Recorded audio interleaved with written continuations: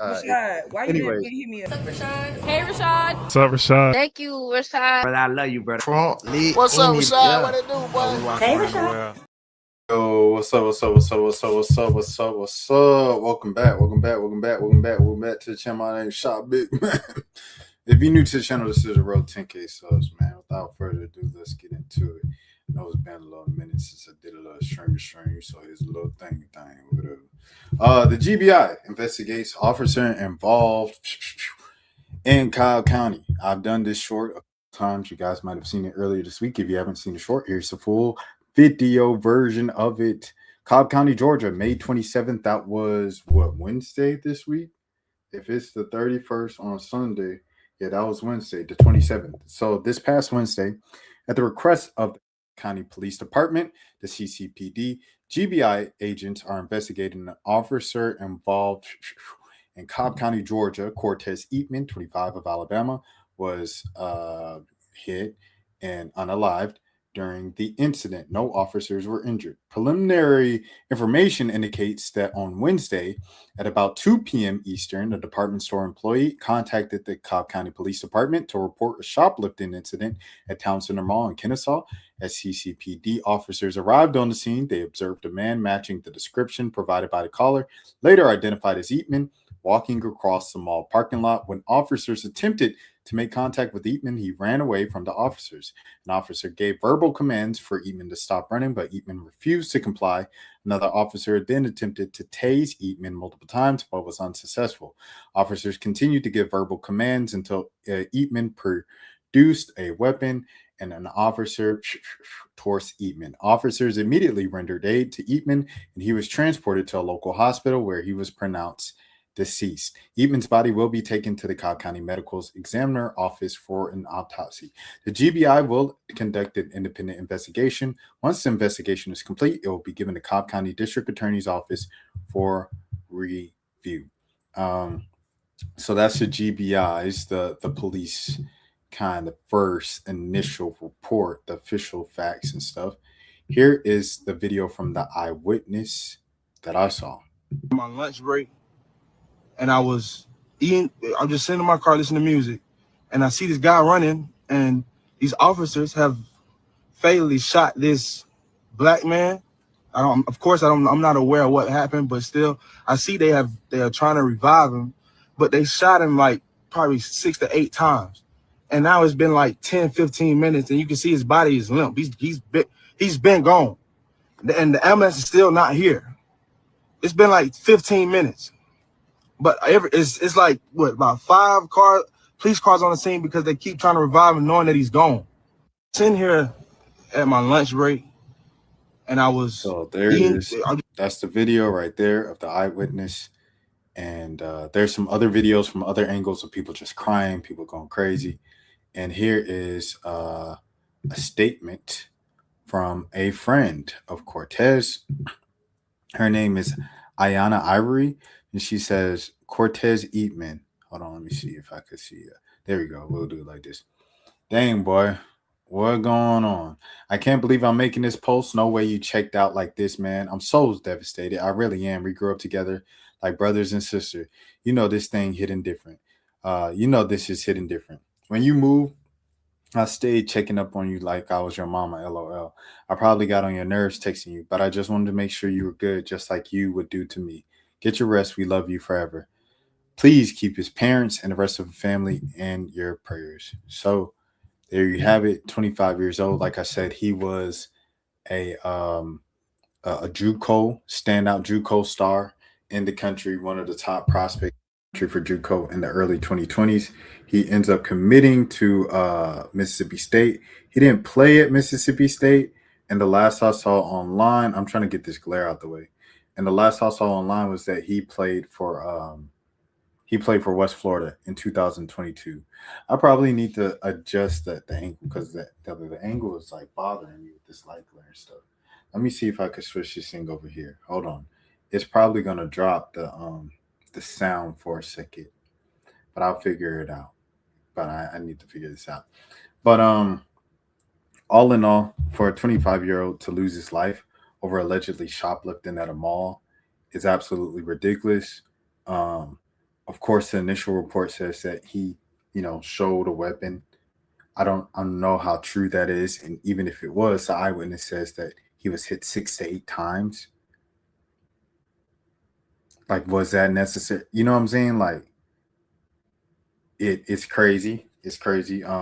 Same situation with Linton Blackwell B. Green over there in Atlanta on the Atlanta side of things and stuff like that. It's just crazy. I think he was B. Green was hit what, like 14 times, or it was something very, very crazy. Like, he was hit a lot of times in the back. And so I don't know, these things just always get me, and I don't ever get used to it. Cobb County, it is background information. This is the mall that I grew up going to when I was in high school. I went to this mall. Across the street from this mall, I went to get my prom suit, my prom tux. Uh, got pulled over by police a couple times on Barrett Parkway. The main street where the mall is and stuff like that. As a high schooler, what else with this? And then Cobb County police, they have a bad reputation. Obviously, kind of people in Atlanta have the acronym "Come on, Black Boy." That's what Cobb stands for. It's my home county. And a few years ago, probably like around the time of the Kaepernick situation, because there was these cheerleaders. Kennesaw Five. I did a story on them at Kennesaw State University. It was cheerleaders kneeling for the national anthem. And Kennesaw in Cobb County, as I said, is known as like a traditionally, like, historically white area. So, like, those people were not happy about those cheerleaders kneeling, bro, during the national anthem. Anyways, so I'm doing a story on them, and it was 5 black cheerleaders, by the way. So I'm doing a story on them, and I was just talking about how a Cobb County officer was like put on suspension at the time because he made a joke, and he got caught on dash cam making a joke where he did a traffic stop with a white lady, and the white lady said she was nervous. And he said, "Oh, you have nothing to be nervous about. Didn't you hear? We only unalive black people." And that was Cobb County. So like that's just kind of the culture around there, like, at least historically. Of course, you can say, "Oh, that you can't hold that against us," like what we used to do. But unfortunately, what you guys used to do, like, did happen, and it's just the kind of reputation you're going to continue to carry. And I think this is going to be another kind of mark that people are going to have on it. Whether or not this becomes a national, I'm not really necessarily concerned about that. I would love for it to get attention and for people to march for justice and do what they have to do. But this is just pointing out these specific things. Linton B. Green, Blackwell, what I'm saying? This situation, Jimmy Atchison, these stories, and the fact that B. Green and Jimmy Atchison were cousins, what I'm saying? These stories need to be told just so people know that it's still happening. Because a lot of people probably think that it's not happening anymore because nobody's talking about it. Target isn't promising any more initiatives or any more money to donate to the Black community. We aren't getting, a full paragraph statement from IKEA talking about how Black people have historically been overlooked, and they're gonna give all 20% off furniture for colored people in the month of June for Black Music Month and Juneteenth. Like, we aren't hearing that anymore. Like, we're not seeing that, we're not hearing that. And by that, you would think that this is something, because this week in particular, around the end of May, I believe this was Memorial Day weekend in 2020. Obviously, in 2026, Memorial Day weekend was a whole week ago. But in 2020, I believe Memorial Day was around like the final weekend of May. And, Memorial Day weekend is when the whole George Floyd situation happened. Nothing was ever the same. The world stopped. The United States stopped for sure. And everybody was kind of divided. Oh, not even kind of, like, extremely divided on that entire situation. That, along with Breonna Taylor and Ahmaud Arbery, kind of got people just. You guys were there 6 years ago. Like, it was chaos. It was kind of like history, like watching the history books, and it was Black people being frustrated with how they were being treated in America, mixed with just a lot of people in general being frustrated with being on lockdown for 2 to 3 months and being stuck in their houses trapped in their houses. I know people say Atlanta never closed or the South never closed, but for the most part, people were just tired of being in their houses, and they went out and they protested and they marched with their mask on, and it was just a lot going on. It was a crazy time, and 6 years later, all of those things, all of those initiatives have been moved. 6 years later, you might see a post every now and then that says it's been 6 years since George Floyd left this earth, and people just kind of like might click like and move on. I'm only doing these stories to let people know that it's still happening today. And it's one thing to say that it's still happening today, and that's another thing to show that it's still happening today. This was a person. This was a human being. This was a 25-year-old man. You know what I'm saying? A young man that didn't even get to see the age of 30 years old. His life mattered. Linton Bree Green Blackwell didn't get to see 50 years old. His life mattered. He has a pair of young twin daughters who will grow up now without their father due to the hands of which could be, it might be, allegedly, potentially, he's being accused of he might have had something against him. It might have been personal. It might have been jealous, whatever the case might have been. But since he had that badge on and that uniform on, and he had a history of being aggressive with Atlanta residents and everything, you know what I'm saying? His life is over. For getting in an argument, getting kicked out of a bar, his life is over. This kid right here, Cortez Eatmon, 25 years old. His life is over because he was allegedly shoplifting from the mall. The store in the mall, the department store in the mall didn't have insurance.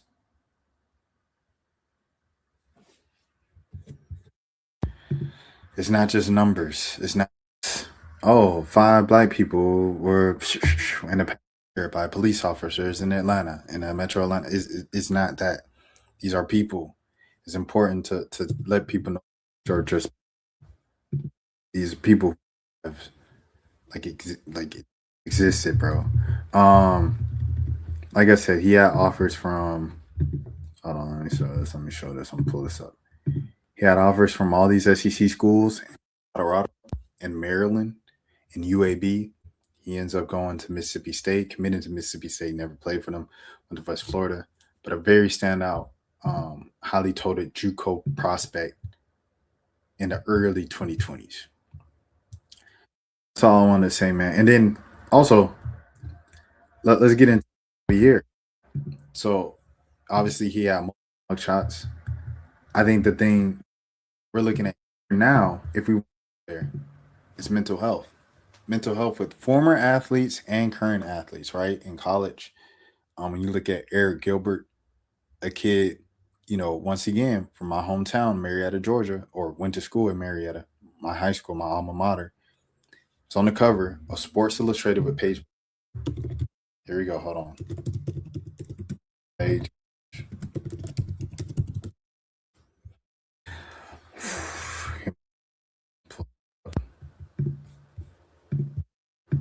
He was on the page in high school. Eric Gilbert, a few years later, he was supposed to be, they calling him Baby Gronk. That's what they were him in high school. He was the next big thing. A few years later, man, he goes to college, transfers to a couple places, and he's on the news for this, bro. He's on the news for this, dog. That's what he's on the news for. Hold on. I clicked the wrong thing. He's on the news for this. Trying to break into a smoke shop. And he's going from college to college. He went to like Nebraska. He played for Georgia for a little bit. He started at LSU. He went to Florida for a little bit. Went to Savannah State. I think he's still trying to play college football, but this has been his career. This has been his life completely derailed. He was supposed to be Baby Gronk. He was supposed to be guaranteed to make it to the NFL. When he won the National Gatorade Player of the Year, Athlete Player of the Year, Matt Ryan presented it to him, right? And because he was still with the Falcons at the time. and he was taller than Matt Ryan, and Matt Ryan was like, "Oh, he looks like he could play in the NFL right now." He's like, "I'm waiting for him."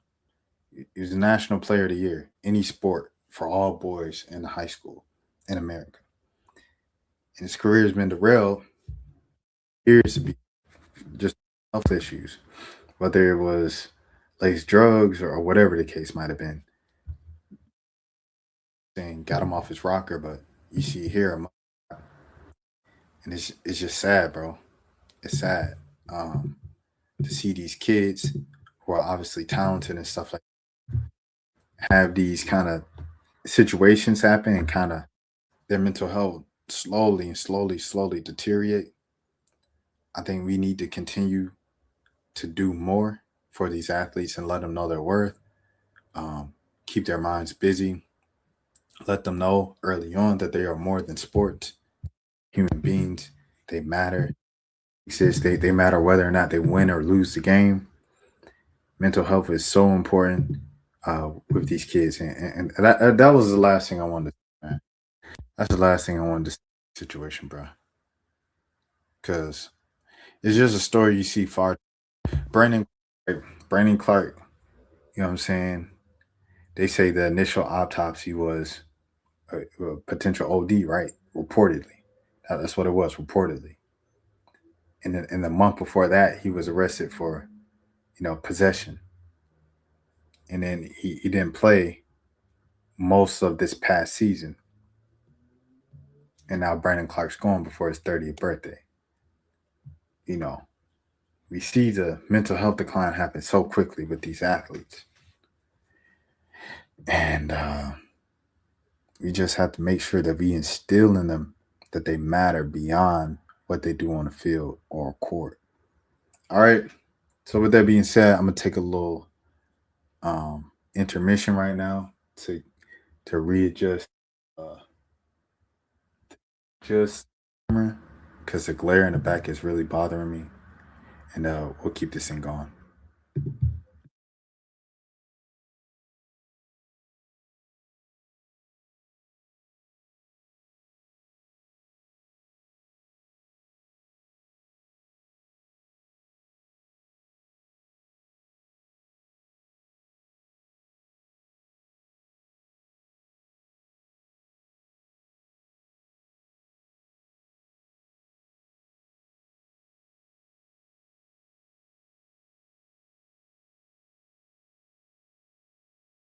All right, bet. I like this better, bro. I ain't gonna hold you.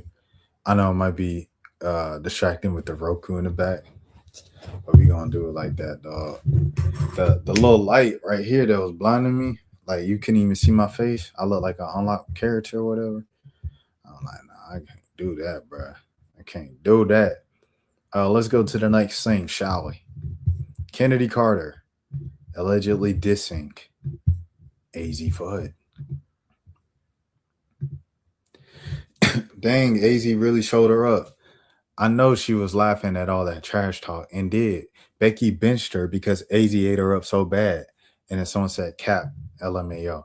And she said, leave her be. It be your own people. Oh, that's why they're here. Money is exactly what it is. Oh. And the people she roots for wouldn't even do anything to help her. Oh.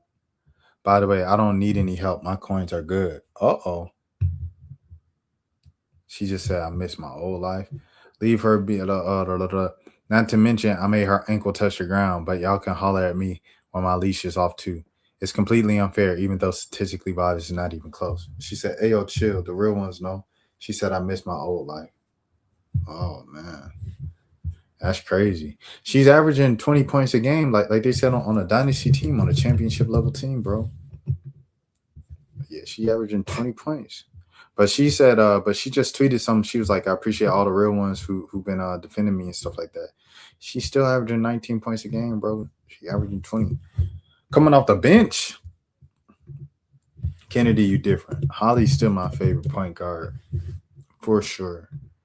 Just in case y'all were wondering. It's been that way from her draft. Took a hard fall, getting beat up. But I'll be okay. Thanks for the well wishes. So there you have it. There you have it. So that was the initial thing, right? People kind of nerd. The only reason why I'm bringing this up is as a bookmark. I don't think it's that big of a deal, but you have like little situations like this, and they kind of stack up, and then it turns into like a big situation, and then you're like, oh, when did that happen? Oh, you keep like bookmarks of little things that happen from here and there. Because Asia Wilson, she like this. Hand on the ball. So what's her point? That's great sportsmanship.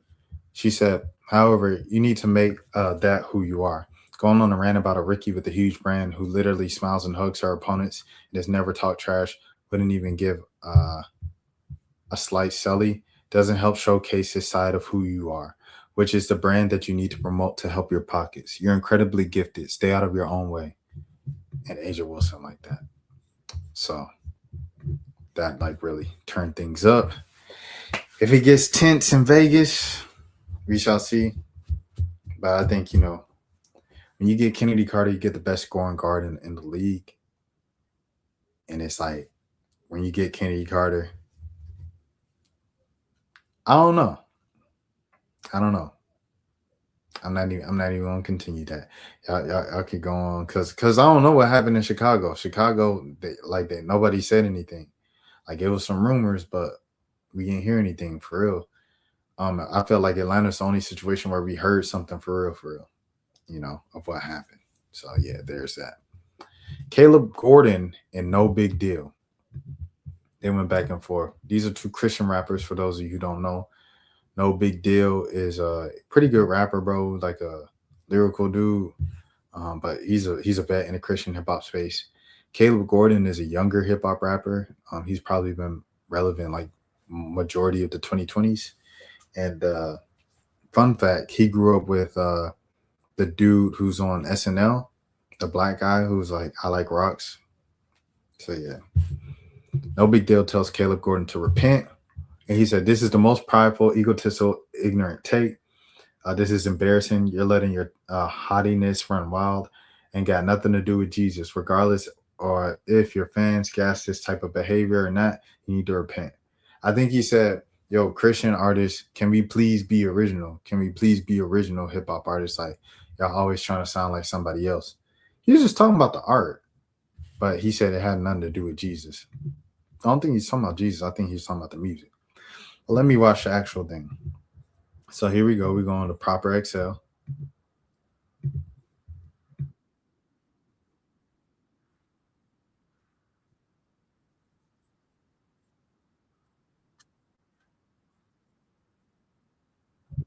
Oh, hold on. My bad. I forgot I need to reshare. We sitting here watching a quiet video. My fault, y'all. Let me reshare real quick. It's actually kind of hard backdrop with the little Roku. Hard backdrop. Let me see. Okay. Let's go. All right. Mastered it long enough to where it turns into his own thing. Y'all be trying to be like, be original. Bruh, I just started Christian rapping in 2020. Talking about some be original. I just started making music. I wasn't making music my whole life. Problem is, y'all are like 58 and y'all been making music y'all whole lives and your music's not doing anything. And you're talking about some you be original. You've been doing it for 50 years. Maybe when I've done it that long, I'll make some original stuff. But if not, I'm in my learning process. Problem is that off my drafts of me learning, I've had some success from it. Problem is, a lot of y'all off y'all original, trying to be original work, or when y'all were, it just wasn't good.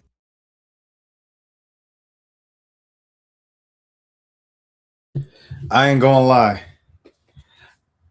I see exactly what No Big Deal talking about. At first, I thought No Big Deal was tripping. This is pretty egotistical, bruh. And like, bruh, he talking his talk. Like, that's all Caleb, bruh. And CHH is an act of love. When you're doing something purely like directly for Christ and you have Christ Christian tag on it, like it's literally about, you know what I'm saying? It's about God. Like it ain't about you. Like you've made the decision to go Christian rap. You could have been a secular rapper who brings up Christ every now and again and then you could be a Christian. It's a difference. You chose Christian rap. So because of that, you publicly dedicated your career to Christ and being Christ-like. This ain't Christ-like. And you might be, oh, that's unfair standard. Kanye don't have to live up to the, Kanye didn't enter in the world in the whole rap thing as a Christian rapper. Yes, Jesus Waltz was his first big hit, but he ain't say, hey, I'm a Christian rapper, y'all, the CHH. Put me and Lecrae in a room together. He cussing on Jesus all walks. You know what I'm saying? So yeah, Caleb, you tripping. And I'll only say you tripping because, like, as a Christian rapper and as a Christian in general, because, like, here's another conversation. If you call yourself a Christian, we do live up to different standards than the rest of the world. Be weary. What's the line say? Other ways on the road. And I know that that's an ironic person to reference talking about Christ, you know, because she had the whole altar, the whole mini altar. She worshiping the little figurines with the little seance candles, you know what I'm saying? That's his own thing. The voodoo, you know what I'm saying? That's his own thing. Hey, keep that over there, but yeah, man. Yeah, this is what I want to say on that, bro. Like, I see where Buddy coming from, and Buddy, I mean, no big deal. I see where he's coming from, bro. That was in my opinion, an egotistical response, bro. All right, I mean, and like the comment said, why does everybody have a problem with he said? Everything he said is pure facts. Is not what you say, it's how you say it. Like I said, I made a whole video response to the comment that was like, this was a bad interview. You kept cutting her off. And it's like, I worked so hard for this. We got out there, it started raining. And as soon as we moved like the whole setup and just had her on the camera instead of me on camera, and like I kept following up with her to even set up the interview, and I didn't even think she was gonna show up, and she did. And like my car is like, I don't know what's going on. You know what I'm saying? All these sacrifices. And I uploaded it so swiftly. Like I stayed up real late to the point of exhaustion the night before. I finished it and uploaded it while I'm at a whole nother gig. None of this stuff is my actual full-time job at the moment, right? Like, but I'm at the dream game uploading it. And just to have somebody say it's a bad interview. And she gave me so many messages afterwards. That person I actually interviewed was like, it's a good interview. So that really hurt my feelings. But somebody else came, and it was like a couple days ago, and they said, yo, this is a great interview, and I hope you don't take this the wrong way, but I'm not going to lie. You did kind of cut her off at a couple of points. However, still, I think your overall mission of getting her portrayed in a different light than what we usually see on the internet was fulfilled, and I think you did a great job of facilitating that. And I said, I appreciate that so much. It's not what she said that hurt my feelings. It's how she said it. It's also a plain bad interview. We don't care about you. You kept cutting her off. Versus, hey, good interview. You did do this. Da-da-da-da. What Caleb Gordon is saying here is it's old heads in the space telling us to be more original. But at the same time, you have to look at our predecessors, the old heads, the OGs, the vets in the game. I feel like y'all aren't making like the most, like I haven't heard anything groundbreaking or original in Christian hip hop, period. Like when you listen to Tyler Creator, you hear something that you probably never heard before with rap. When you listen to even Playboi Carti, who is, it feels like he's everything but a public Satanist, right? Like a full-on devil worshiper, right? That Joker come out with a new album. Each album sound different than the last. He came out like this. What? Chopper don't miss a what? He got the song with Uno the Activist. What? Huh? What? He just doing that for 3 minutes. He come back a couple years later. He talking about something. I take my shirt off and all. I said, hold on, who did this? A whole different person. Kanye West. He come out the first time with the samples. Yeah. He come out the next time with some strings and a choir. They said you can't make no song without a sample. That's what Cat Williams said on Wildin' Out. Kanye West changed his whole style, bro. went with a whole orchestra for late registration. Then he came back. He was working on another album. Nope. He dropped Graduation, right? Another classic. Then he working on another album. He get his heart broke. He scratched that album. He created a whole nother one. With Kid Cudi, thank you very much. 808s on Heartbreak. I'm gonna drop a whole album singing. I can't even sing. Auto tune the whole thing. Then he comes back a couple years later. Good Friday drops, and I was listening to Thriller today. Right, I was listening to Thriller today. I said, bruh, each one of these songs are like major hits, and you might be like, "Duh, Rashad is Thriller," but it was 10 songs, and it was to the point. It wasn't all about the transitions and stuff like that. They were all, each song lived in its own world. There were no skits, no interludes, but you think about the movies, the mini movies, aka the music videos from each song, each moment. Like when you hear Billie Jean, you think of Motown 25, you think of him walking, the music video where he's walking and he's lighting up wherever he steps, and that being the first music video of a black artist on MTV. You're thinking about all that stuff when you hear Billie Jean. When you think of Beat It, you think of the little dance. You're thinking that dance, right? When you hear Thriller, you're thinking of this dance. You're thinking of the whole music video. You know what I'm saying? The most famous music video ever. When you hear, you know what I'm saying? You can go down the list of all of these songs and moments that he created, but there are no interludes. The music speaks for itself. It stands alone on the actual album. And that's what makes Thriller Thriller. My Beautiful Dark Twisted Fantasy is the closest thing that will get to a thriller in a rap form. It's like 10 songs. It's kind of succinct, to the point. Each song lives in its world. It's not necessarily like the craziest transitions. There is one skit, especially that's like prolonged, that's very annoying to me. I'm not gonna lie. I do like Who Will Survive in America. I do like that. Who Would Survive in America? I like that part. But the Yeezy taught me. Oh, Yeezy taught you well with Chris Rock. Like, I felt like that was a little too, it was drawn out, bro. I'm like, goodness gracious. If you want to just listen to the album, you can't just have a regular listen. You got to sit through that whole thing. Go get up and press the skip button. But I do think My Beautiful Dark Twisted Fantasy is the closest thing in rap that will get to a thriller type of album in history. I'm saying all this to say, like, Kanye West changed the sound every album. Michael Jackson changed the sound every album. Invincible doesn't sound like, you know what I'm saying, I Want You Back or ABC, bro. So where is that innovation in the Christian hip hop space? I hear 1K Few. Few is hard. He does sound like other trap artists. I do think it is different with Few because Few can like actually lyrically rap, like, you know what I'm saying? Like, and I hate saying lyrical because Marco Plus don't like the term. He's like the most lyrical guy. But Few can actually, like, he has flow and he be saying something and he has bars. He just has the like kind of melodic auto tune for the sake of making a good song. And I'm saying all that to say, like, I guess he could kind of maybe coexist as someone original. I know my boy Emmanuel the Prophet. I love my boy, but he does sound just like a prototypical Midwestern, you know what I'm saying, rapper, Detroit rapper. With that being said, I love hearing a Christian version of Detroit rap. I love hearing a Christian version of Atlanta rap, from whether that be 4-4 True, whether that be 1K Few, whether that be who am I thinking about? Lil Tony, you know what I'm saying?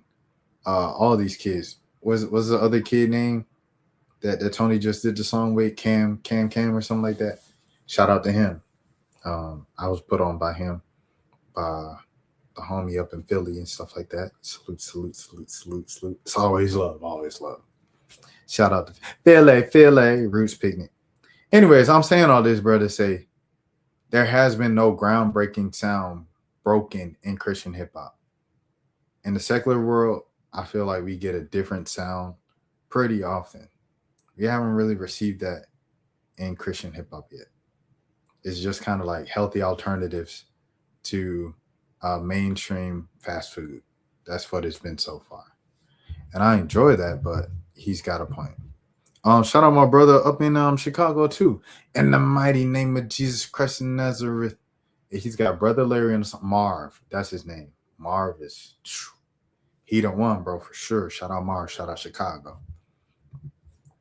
But I mean, what he said it was true. It's how he said it of like, I had success on just my demos. I don't even know what I'm doing. I just started. Y'all 58. Why don't y'all do it? Y'all been making this music for 50 years. Y'all ain't done touch half the success that I've touched. Like, that's crazy. How you say it, not what you say, how you say it. All right, next scene, bro. Next scene. Vibe is coming back. Vibe is coming back, baby. Vibe is coming back.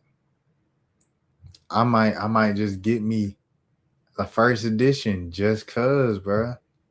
I know the first edition gonna go crazy. I think I'm sorry, y'all. I think what like a lot of magazines should do, bro, especially like, dang, I never knew Michael B. Jordan was on the cover of Vibe. But I think what a lot of magazines should do for nostalgia purposes, maybe release like one print edition of a magazine like a year or once every 5 years or something like that, right? And you release it because it's like print might be quote unquote dead, but people are still going to want physical media for the sake of memories. People are still going to want physical media for the sake of like the experience of going to buy it. You know what I'm saying? Like I'm back home where I have in one of these drawers, you know what I'm saying, the final edition, print edition of the AJC, Atlanta Journal-Constitution, my hometown newspaper, you know what I'm saying, or my major metropolitan hometown newspaper. And that stuff means something, bro.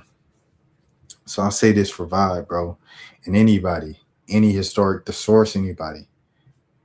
If y'all want to do something like this, I think y'all can cash in a lot on nostalgia. Nostalgia is big. Can't put out a print product every month. I don't think so. I don't think that's going to be long-term, you know what I'm saying, kind of beneficial business product.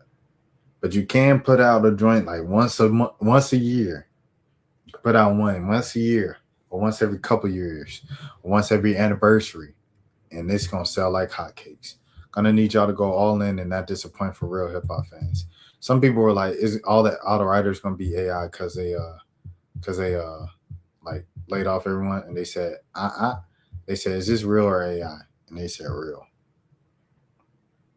They said, I know it better not be Jay-Z. They don't want Jay on the cover. Jigga who? Isn't it like, what y'all think about Jay-Z, bro? Like, this ain't a knock on Jay-Z. Shouts out to Jay-Z and everything he's doing, right? I don't want it to be like, oh, Illuminati, you just trying to tear down the black man. You ain't got $1 billion. You just stream, man, to two peoples, man. Like, I don't want to be Jay's next bar. I'm just saying, isn't it kind of crazy? This man was adjacent to R. Kelly. He was adjacent to Diddy. And he say he don't have no affiliation with any of these dudes when they got rare cases. And he the only dude you see that has an album with R. Kelly. And it's like Puff's best friend publicly. And as soon as Puff gets locked up, he says, oh, Jay-Z ain't got nothing to do with Puff. That was a fake industry friendship. He don't know Puff at all. I said, oh, that's crazy. I think if anything that Freestyle told you, if anything, the whole situation about him, you know what I'm saying, that alleged, ain't that whole situation, right? Jay just telling you, bro, like, I'm not a trustworthy person. Don't trust me, bro. I ain't a trustworthy person. I like the fact that at least Jay said it. So, yeah. Anyways, I do think that's an interesting thing that he kind of gets away with that. Like, how do you get away with that? It'd be people like Drewski, who've been with Diddy like one time on Revolt a couple of years ago. And every time Drewski does something, they make Diddy jokes. But Jay-Z can do a whole rebrand all on Back Outside, do the Roots picnic, do the interview with Fraser Phillips, you know what I'm saying, or with Fraser Thorpe, come back a couple months later and do the 20-year Blueprint edition or 30-year Blueprint anniversary concert, 2 nights in Yankee Stadium in July. Ain't that kind of crazy? It's like, bro, don't you have Diddy allegations? So you just want us to forget this R. Kelly collab album? Is that what you're saying? Like, I don't know. I think his rebrand is kind of crazy. Did they rehire all the black journalists they laid off to relaunch the print edition? Or let me see if they said anything. Oh, you should have said. He said negative. John said money grab. Still unemployed, so no. I'm so sorry, Maya. I hope you get a job soon. Someone hire Maya. I'm gonna click on her page, put her page in the description. Y'all make sure y'all, you know what I'm saying? In LA, oh no, you can't be no unemployed in LA. It's like $20 to walk on grass in LA. It's $20 to walk on grass in LA, man. Hope things turn up for you sooner than later. Let's go to this Gil situation. Let's hold the channel, not the show.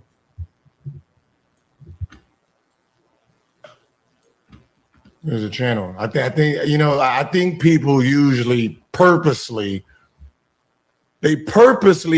not hear.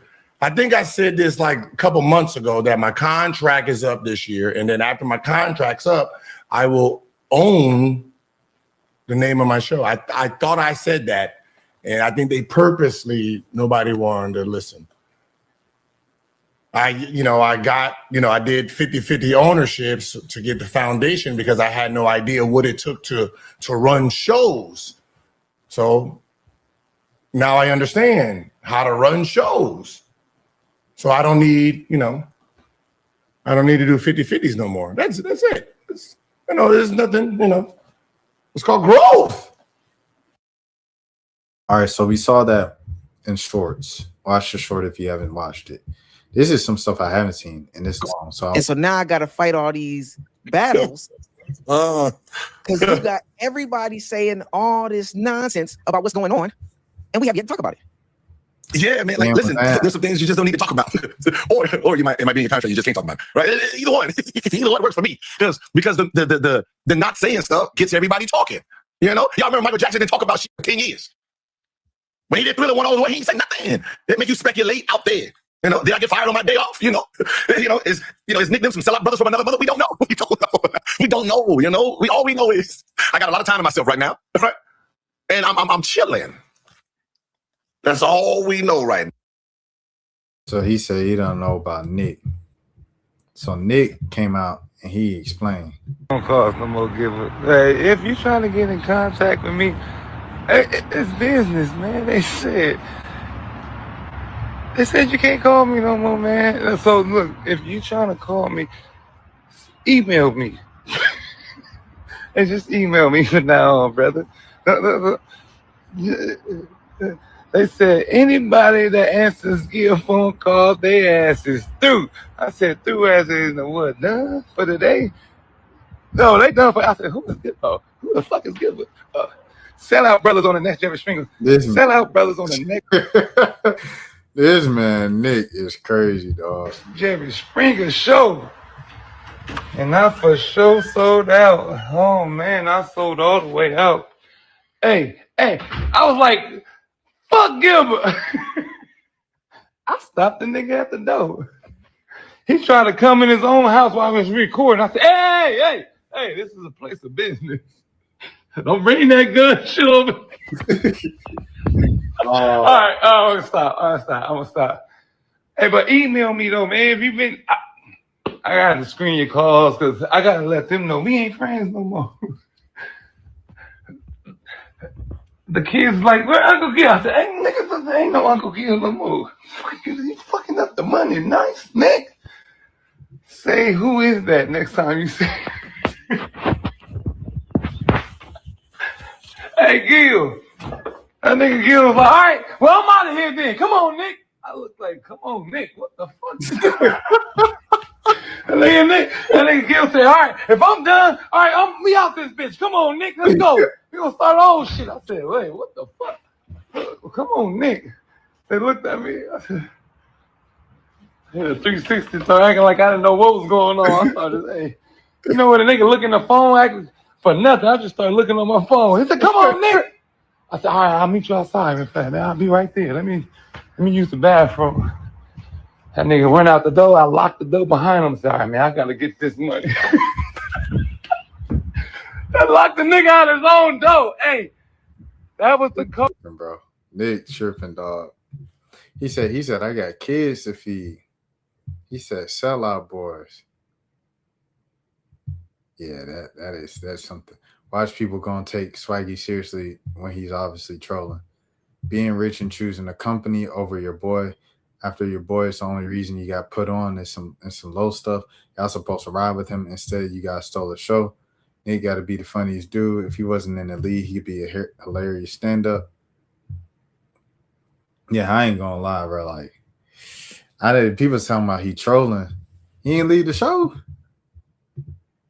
Nick ain't leave the show. He trolling. He ain't leave the show. He up there. Welcome to the arena with Skip Bayless. He up there, right up there with them. Or he calls out Steven Jackson, man. Big Goofy, where you at, Big Goofy? You don't got none of that smoke with nobody else, Big Goofy. Big Goofy. That white man disrespected who you claim to be your brother, and you ain't got no smoke. Oh, you cool with Kevin Hart.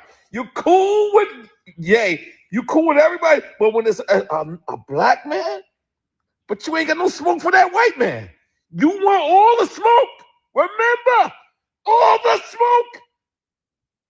But you ain't got, you want a little bit of smoke. Goofy, you're disappointing me. And I got your back. Because that joke wasn't good. That was not it. That was not it. But Goofy, you said nothing. You let us all down, Goofy. Big Goofy. Now it's on you, Big Goofy. No. We want you to have all the smoke. Not just a little bit. Goofy. Context for those of you who don't know who are coming in blindly. Kevin Hart recently hosted his roast on Netflix during the Netflix Comedians Weekend or whatever it was called, right? And a white comedian went up there and he made a joke about George Floyd. And Kevin Hart just laughed at it. He didn't say anything. People followed up and they were like, why didn't you check the white comedian for making a joke about George Floyd? He kind of danced around the question. He didn't really answer it. And so he said, why would Steven Jackson have, smoke for Kanye West saying something about George Floyd? Lil Yachty saying something about George Floyd? Anybody black saying anything about George Floyd? But as soon as a white man made a joke about it in front of a lot of millions and millions of people on Netflix and social media, because the clip resurfaced and stuff and went viral, why don't you have this smoke for him? That's all Nori was asking, to give you guys the context of what's going on here. So Steven Jackson actually responded, and here's what he said. So I knew y'all was gonna come here because I know y'all wanted, I'm gonna give it to y'all real. So Kev did reach out to me. I've been knowing Kev a long time, bro. You know what I'm saying? I've been knowing Kev a long time. And it kind of came off as he made it sound like I agreed with the bullshit. I agreed with the bullshit of the roast. No, I did not. I didn't agree with the joke. When he called me, he was basically calling me out of respect as friends. And basically, I cut him off. I know what a roast is. I understand what a roast is. I watch him. I love him.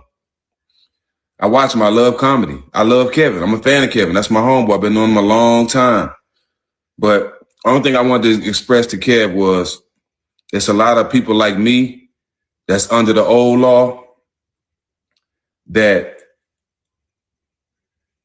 I would never laugh at no joke about dead people. Anytime somebody demeans the dead, it turns my stomach because it's the lowest thing you can do. When they made the jokes about his family, that shit wasn't funny to me either, because it shows that you're not as talented as you are when you got to pick on people that can't defend themselves. right? So for me, I just let him know that he just had to understand that that ain't everybody flavor. Everybody don't laugh at that shit because some of us still have morals. I still say yes, ma'am, no, ma'am. I still open doors for people. You know what I'm saying? I still respect my elders. So joking on anybody, Charlie Kirk, anybody. And Charlie Kirk talked about George Floyd. But I would never laugh at somebody talking about somebody that got killed or somebody that's not here, bro. So demeaning the dead at any point, at any time is never funny to me, regardless who it is. You know what I'm saying? And I had to let him know that. Am I mad at him? No, I ain't mad at him. He didn't say it. I sent a DM to the motherfucker who said it, directed dead at him. Kevin didn't say it. I understand business. I understand what he had going on. I didn't expect Kev to jump up there and say, no. I don't expect people to take up for me. You know what I'm saying? That's just not realistic. You got to be grown. You got to be realistic. I understand he was at a roast, so that wasn't Kevin's place to jump up there and say, no, you can't say that. They said all kind of shit, bro. But my hate is directed strictly at who said it. Kev, my boy, get your money, Kev. I'm glad you was number one, all that shit, bro. I ain't mad at Kev. And I appreciate him calling me. You know what I'm saying? Because if Gianna ever called me for an explanation or why, I want to have an explanation. So that's my only thing. I ain't mad at him. I ain't doing all the other shit. Like, I'm speaking for me, too. I'm speaking for me. I don't speak for Georgie family. I don't speak for them because I don't really know none of them. You know what I'm saying? I met some of them during this time, but I really don't know none of them. The only person I know that's kin to him is Wu and his sisters. And y'all don't know his sisters. Y'all, you know what I'm saying? They really out there. They really in the streets. And I love them to death. That's the ones I know. So, you know what I'm saying? Nah, it's just, I don't do shit for clout. I ain't get out there and jump and say Kevin Hart name. I ain't do all that, bro. You know what I'm saying? I directly straight at the nigga who said the joke, point blank. And if they joke on somebody, my worst enemy, if I see somebody, which I don't have no enemies, but if I had an enemy and somebody joked on somebody dead in his family, I wouldn't co-sign that because I'm too solid. I don't understand that, bro. I don't understand it. George Floyd said he didn't want to jump up there and say, George Floyd, geez, Louise. Oh my goodness. Steven Jackson said he didn't want to get up there and say, oh, Kev, mind you, he said, I ain't in it for clout. I ain't in it for da-da-da-da. I ain't going to jump up to everybody that say something about my brother, that say something about my twin. I ain't going to do that.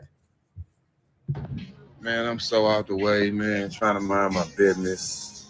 Y'all see the type of big shit we got going on and shit we doing, man.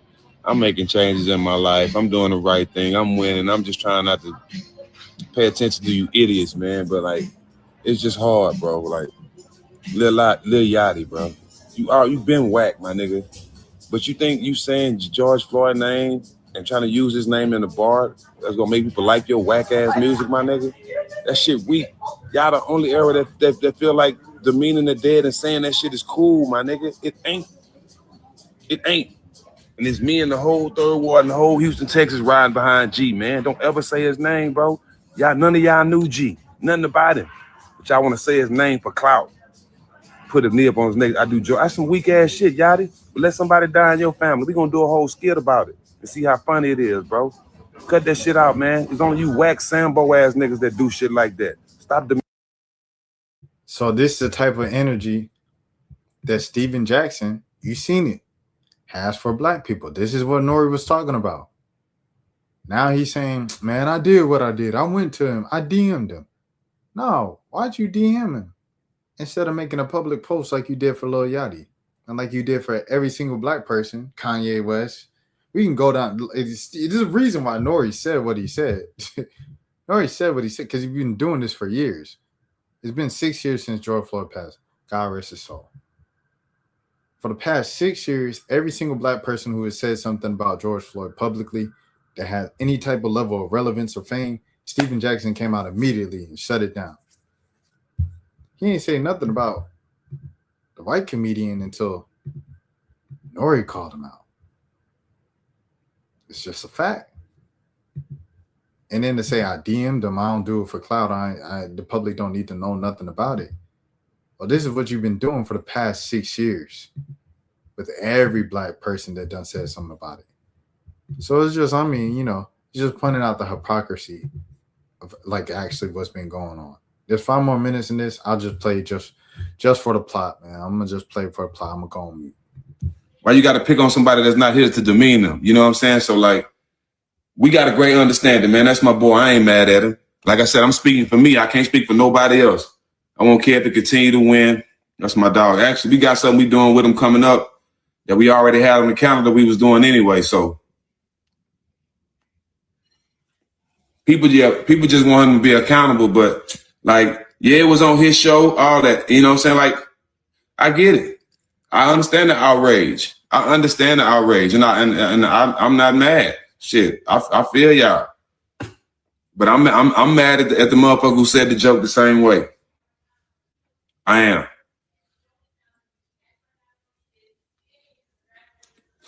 But I'll never be mad at Kev. I get it. We got to understand. That's my boy. You know what I'm saying? We able to talk. See, this is a thing too. This would, and I know y'all will understand this. Why would I be mad at Kev, somebody that came to Georgie's funeral that supported the family? Why would I be mad at him when there's people who out here right now saying stuff about George Floyd every day? You should die. You and him should die. His daughter should die. Like, it's people out here that's really saying it, that really feel that way. Why would I turn that negative energy to my brother? Like I said, he didn't say it, so nah. And that's what they want. That's what they want. They want to knock a black man off the throne, bro. Nah, I'm cool, Kev. I appreciate the call. You didn't say the joke. You know what I'm saying? It was very distasteful, and I directed my problems dead at the guy. You know what I'm saying? That shit wouldn't happen on nothing I got going on. Nah, demeaning the dead is the weakest thing ever.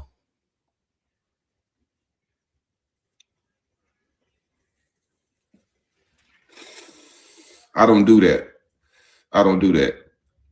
And you know, and this the crazy part. When shit like this happen, every time this happen, it's always a cloud chaser or internet cloud chaser that come out the next couple days. Yeah, fuck George Floyd, to try to get more, you know, cloud. Like, this is shit crazy, bro. These people ain't got no talent, can't do nothing on their own, off their own athleticism, talent, brains, you know what I'm saying? So they feel like they can try to ride a wave on demeaning people. That shit is crazy, bro.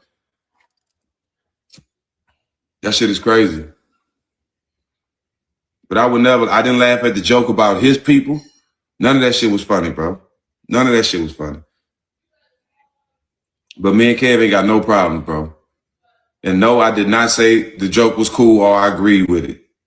I don't know where that came from. I ain't never said that. But I don't have a problem with my brother.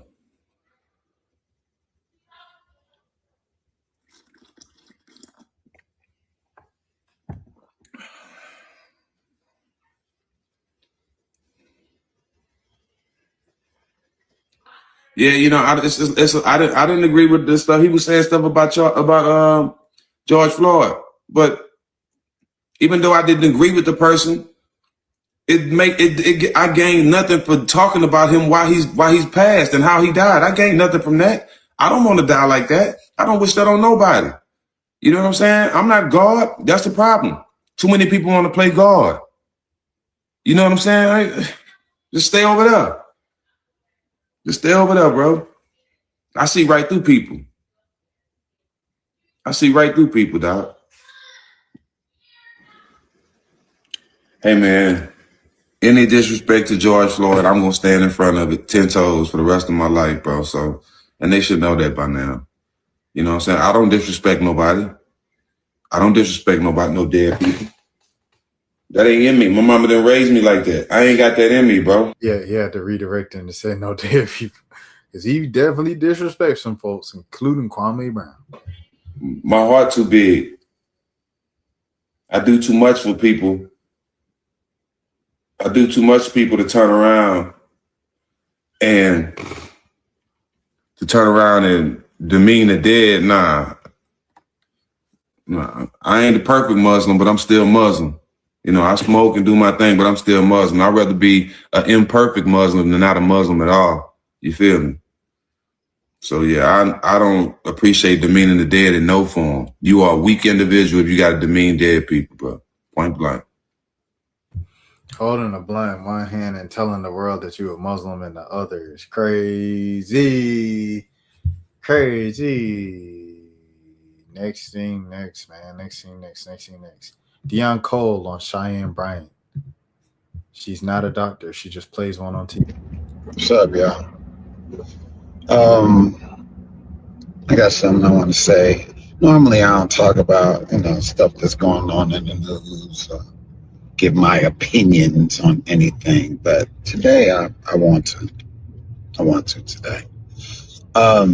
Everyone's getting on Dr. Cheyenne about her degrees and all this other stuff, and now her swimsuit post, and everybody's like, "Oh, up in this uproar," But what I want to say about that is, what you so angry for? Y'all made her. You made her. You made her who she is. All her millions of followers, her #1 book selling book, her trips on her yacht and all of that. You all pay for that. You made her. There's one thing that I do know that Black people do. You build people up and you tear them down. You all are masters at that. You build them up and then you tear them down. And some people, it's too late. Everybody does that. Late to tear them down. You can't tear them down. They're gonna let you. They're gonna use what you got against you, and it's too late. So, in this situation, you created her. You made her. You gave her the attention. You gave her everything she needed. And now she's living and doing her thing. So, there's nothing you can do about it. So stop complaining. Stop complaining. You all are masters at it. Building somebody up and tearing them down. Here you go again. So stop complaining. You made her. All right? Just lay back and enjoy the show. I am. All right. Have a good day, everybody. I'm on for people calling out fake doctors if they fake doctors. If you found out someone was a fake doctor and they keep going around on shows acting as an expert because they are a quote unquote doctor, bro, I think you have every single right to continue to say, hey, you're not a real doctor. My personal opinion. I do hear what Deon's saying with the tearing down and building up. Lupe, Fiasco talking about the difference between a course and a hook. And so they're all kind of impingent and connected in this weird network and field. Yeah. So that's summer research. That's what it looks like. These are some of the like materials for it, amongst other things. Juice box. You know what time it is. If you don't know, now you know. Juice box. So yeah, so that's what I do. I know some people want me to like, hey, is your course open to the public? It's not. Is your course online? It's not. Can I come sit in on a class? You can't. Will you teach this at other schools? I won't, because I haven't got offered to teach at other schools. But is there a way to kind of like bring people into it, in a public way, to give them maybe a little peek inside of what my other job is, which is being a professor, and some of the things that you do. So there you have it. Right? Any questions or comments or concerns? How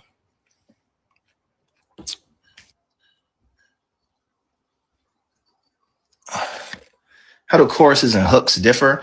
So anything could be a hook. A hook is just something that catches you, right? So a lot of hooks are ad libs. Or a lot of hooks are those signature sayings of an artist. That's the hook.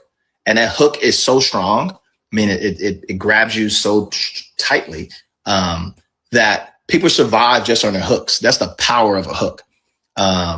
So, it's a jingle. It's a radio jingle. It's I'm loving it, right? It's all these things where you might not even eat McDonald's, right? But you'll take that hook of I'm loving it, written by Pusha T, I think, a rapper. And you'll start to apply that to other things. You'll basically start painting the world with that McDonald's jingle, either as an act of rebellion or as an act of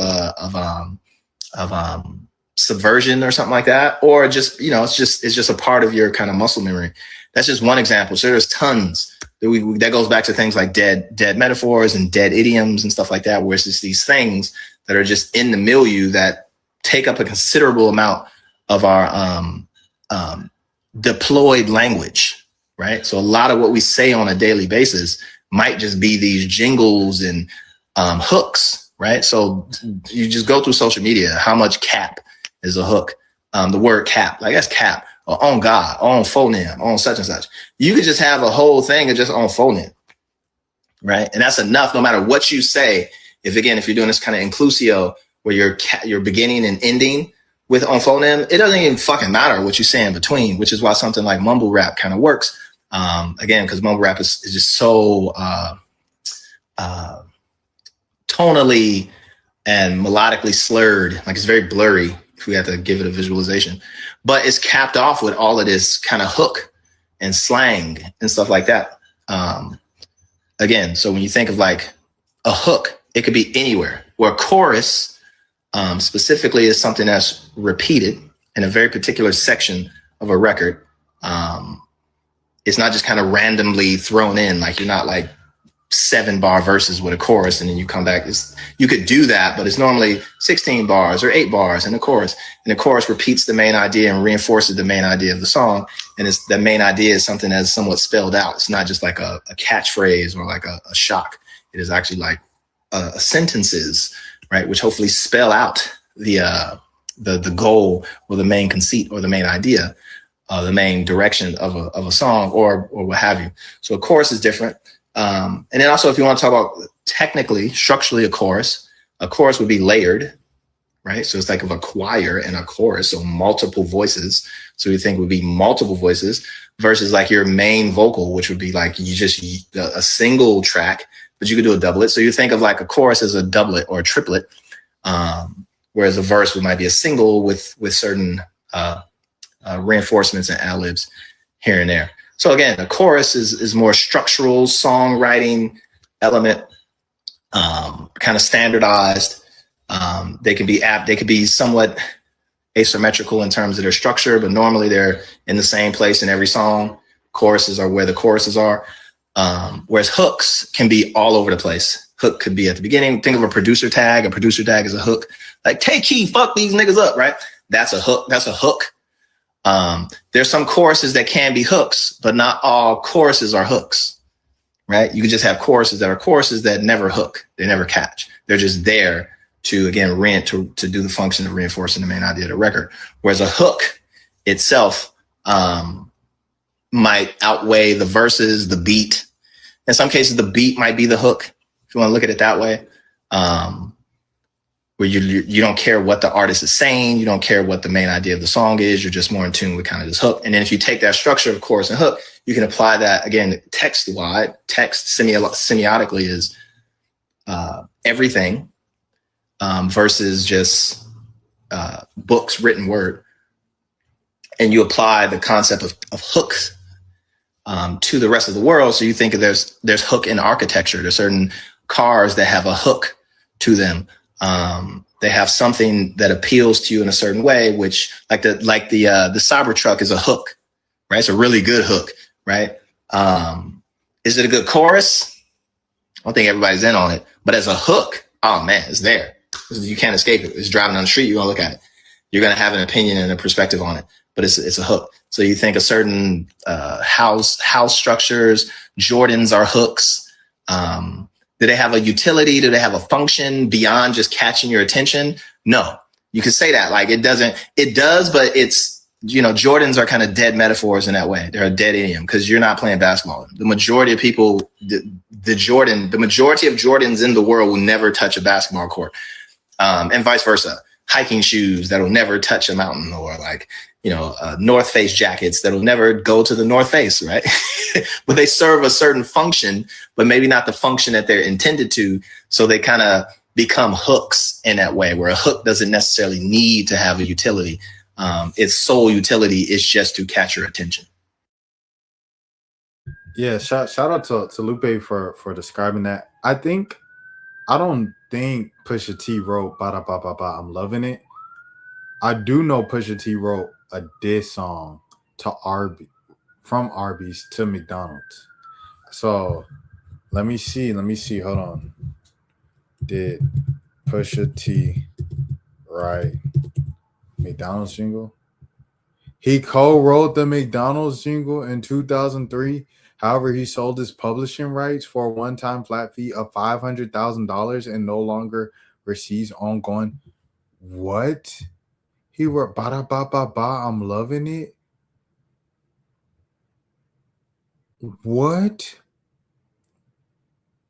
Bruh, Clips wrote "Ba da ba ba ba," but Justin Timberlake was paid $6 million to sign it. He missed out. Oh my goodness, bro. Jeez Louise. Yeah, because I know he did. So that's why Arby's picked him for. Oh, that's crazy, bro. Wow. Like, because I knew there was a reason why Arby's picked him for the McDonald's thing. And it wasn't just because of the Drake diss. Because it was a diss track, but it was a diss to McDonald's because like they had his money. He was mad about it. Wow. Arby's with the 4-dimensional rap genius. All right. Anyways, one of my favorite hooks right now, as I just learned from Lupe Fiasco, I would say is I love Coop's producer tag. Like I love to interview Coop at some point this summer, catch up with him. But the whole the Coop. Like I remember the last Snooty album, the one with the the little Hook 'em Home is like an arch, and like Coop produced the whole thing. So every song I was listening to the album, driving from Cleveland to Akron in Ohio, going to the LeBron James Museum and going to Akron just in general. And the whole time it was just like Coop, every song. But in this one in particular, like a new song, is Suave's You Don't Know Me. Do it just like Tip, dog. You don't know me. And the song's on that. But like at the beginning, it goes. And then you hear the car going right before the like beat dropping when Suave comes in. That's a Coop. Brothers wanna pop it, dog. Gotta show me. Like I just love that, bro. That whole sequence. Like just that intro by itself makes me want to listen to the song at the beginning of the song over and over and over. Like Lupe said, that is a hook. So shouts out to all the hooks. I thought hooks were just like choruses. I think most people did, but shout out to Lupe for breaking that down. I thought that was cool. No. Pusha T ain't right. We have the meats. He wrote a diss song to McDonald's from Arby's. But he did write ba da ba ba. Apparently he wrote ba da ba ba ba. I'm loving it, which is insane. T Banks versus Melt. This was from tonight. How are you? 21. 21. How are you?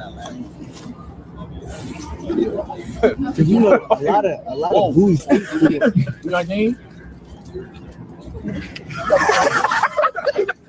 You heard that? Yo, what? Yeah, I'm that. You know what I mean? No, she told me over there. What do you think about that? Yeah, that's my favorite number. What?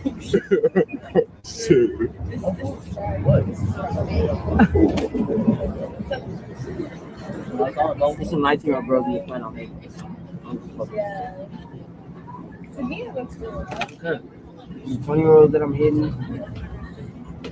What? What, nigga? What you gonna say? Say I can't fuck him? What's up with this villain arc? 24. What's up with this villain arc? No, 20 is fine. Yeah, at first. So 19, 20. Yeah, you're 20. You're grown ass. Yeah, why are you trying to do 18, 19? That's team. He said 18. That's team, but 18 is still the same as 19. No, it's not. 19 is 19, 18 is 18, 20 is 20. So you talking to an 8-year-old? Boom. Tati Chanel is then, bro. It was a point in time where I was 23 and Tati Chanel was 19. For me to say, oh no, I'm not hitting, nigga, I would be lying to you, nigga. Fuck. But even if you lying, it's probably best to lie on camera. No, it's not. It's best to tell the truth. It's his brain. Oh boy, said it's best to lie on camera. It's weird not hearing his like voice. That's hilarious. It's best to lie on camera. I think it's best to tell the truth. If you rocking with them youngins, you should own up to it so people know, like, oh yeah, he rock with the youngins.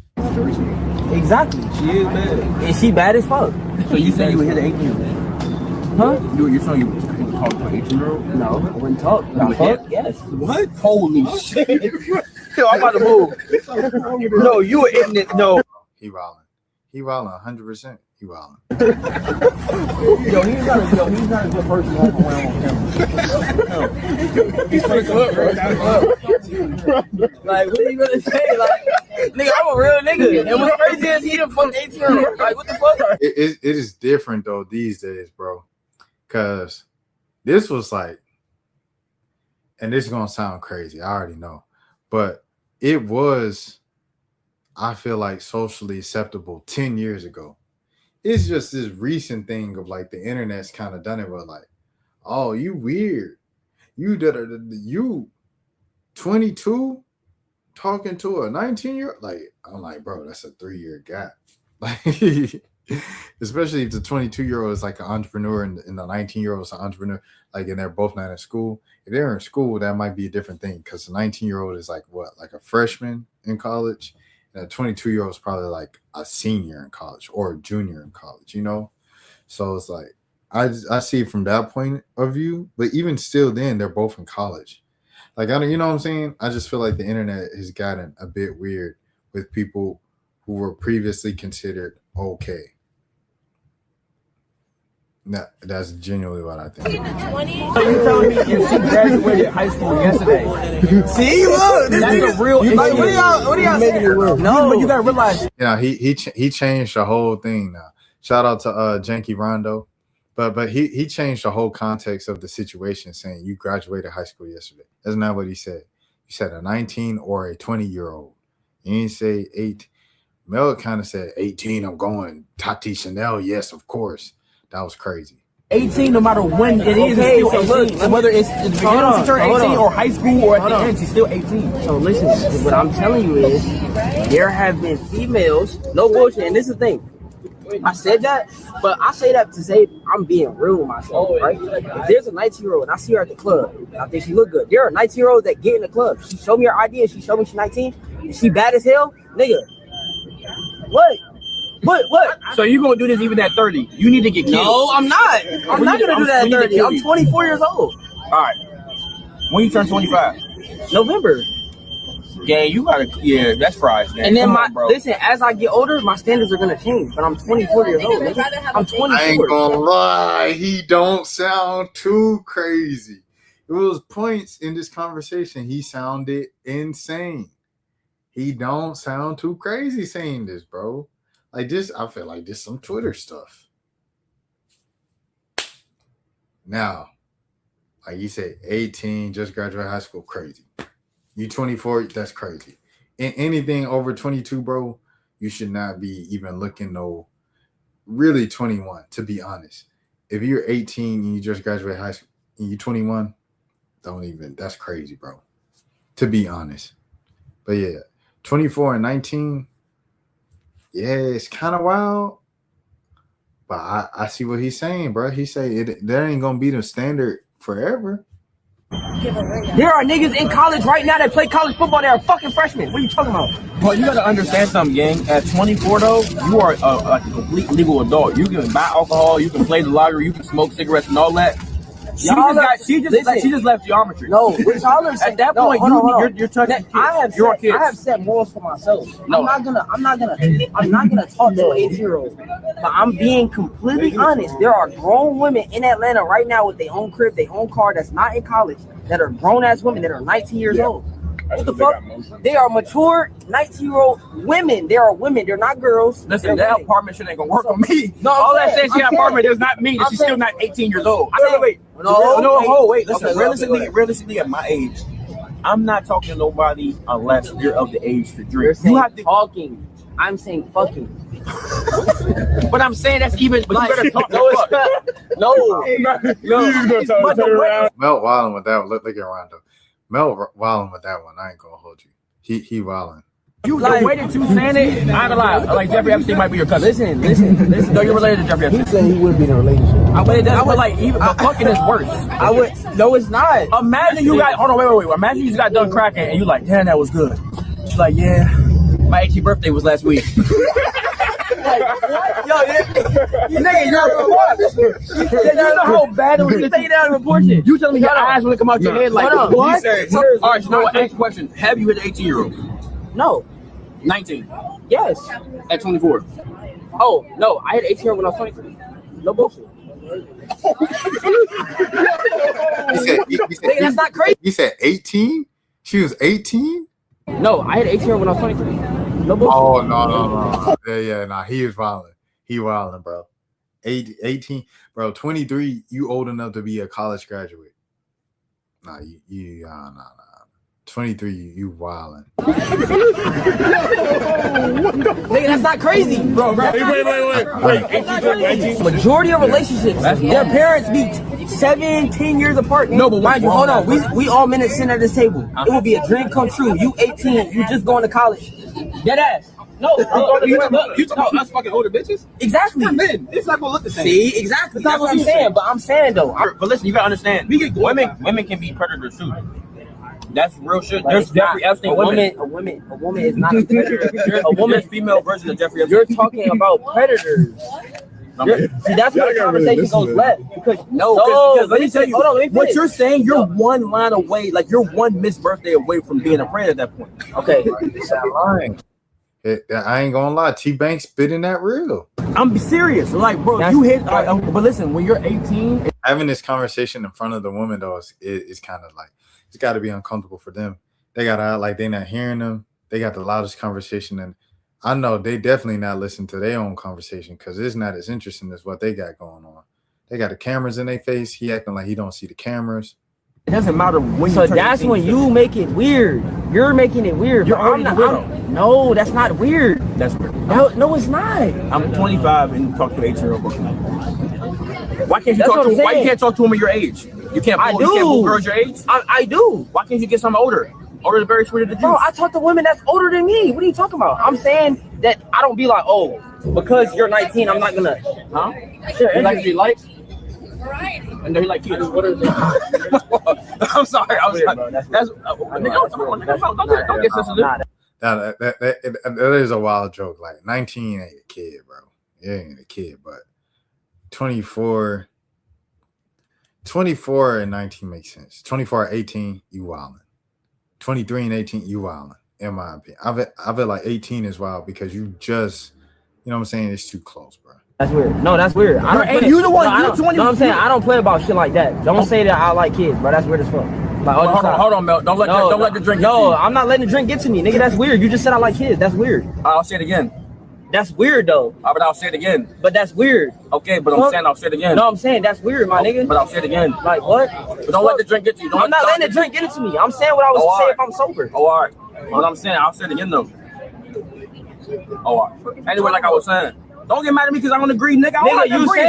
You just said that. If you want to talk to if you want to listen, if you want to fuck an 18-year-old, I never said that. I never said that. I'm not fucking an 18-year-old. Okay, so that's you in this conversation. If that's you, if you want if that's what you want to do, that's your dick. I don't give a fuck what you do. Okay then, exactly, and that's what you be about. You be about, oh yeah, like fuck, get off my dick. All right, brother. Bro, we shouldn't be fighting, bro. We're black people. We're black men. Streaming. I love you, bro. G-Base is really active, bro. Like, bro, why your heart racing, bro? What you about to swing on me, bro? We supposed to be DMV Avengers. About that shit. You got the girls. I'm saying I don't play about that shit, man. I apologize, bro. I apologize. Don't put me on brand risk number 45. Don't knock me up. I'm sure. Come on, bro. We're supposed to be DMV Avengers. I'm saying it's certain shit I don't play about. I don't say I like kids, bro. I apologize. I say that shit. I just how you still trying to press this? So I should apologize. I'm not. See that then get some man shit. Then we start getting something. Then you pressing. I just said apologize. I'm making a joke.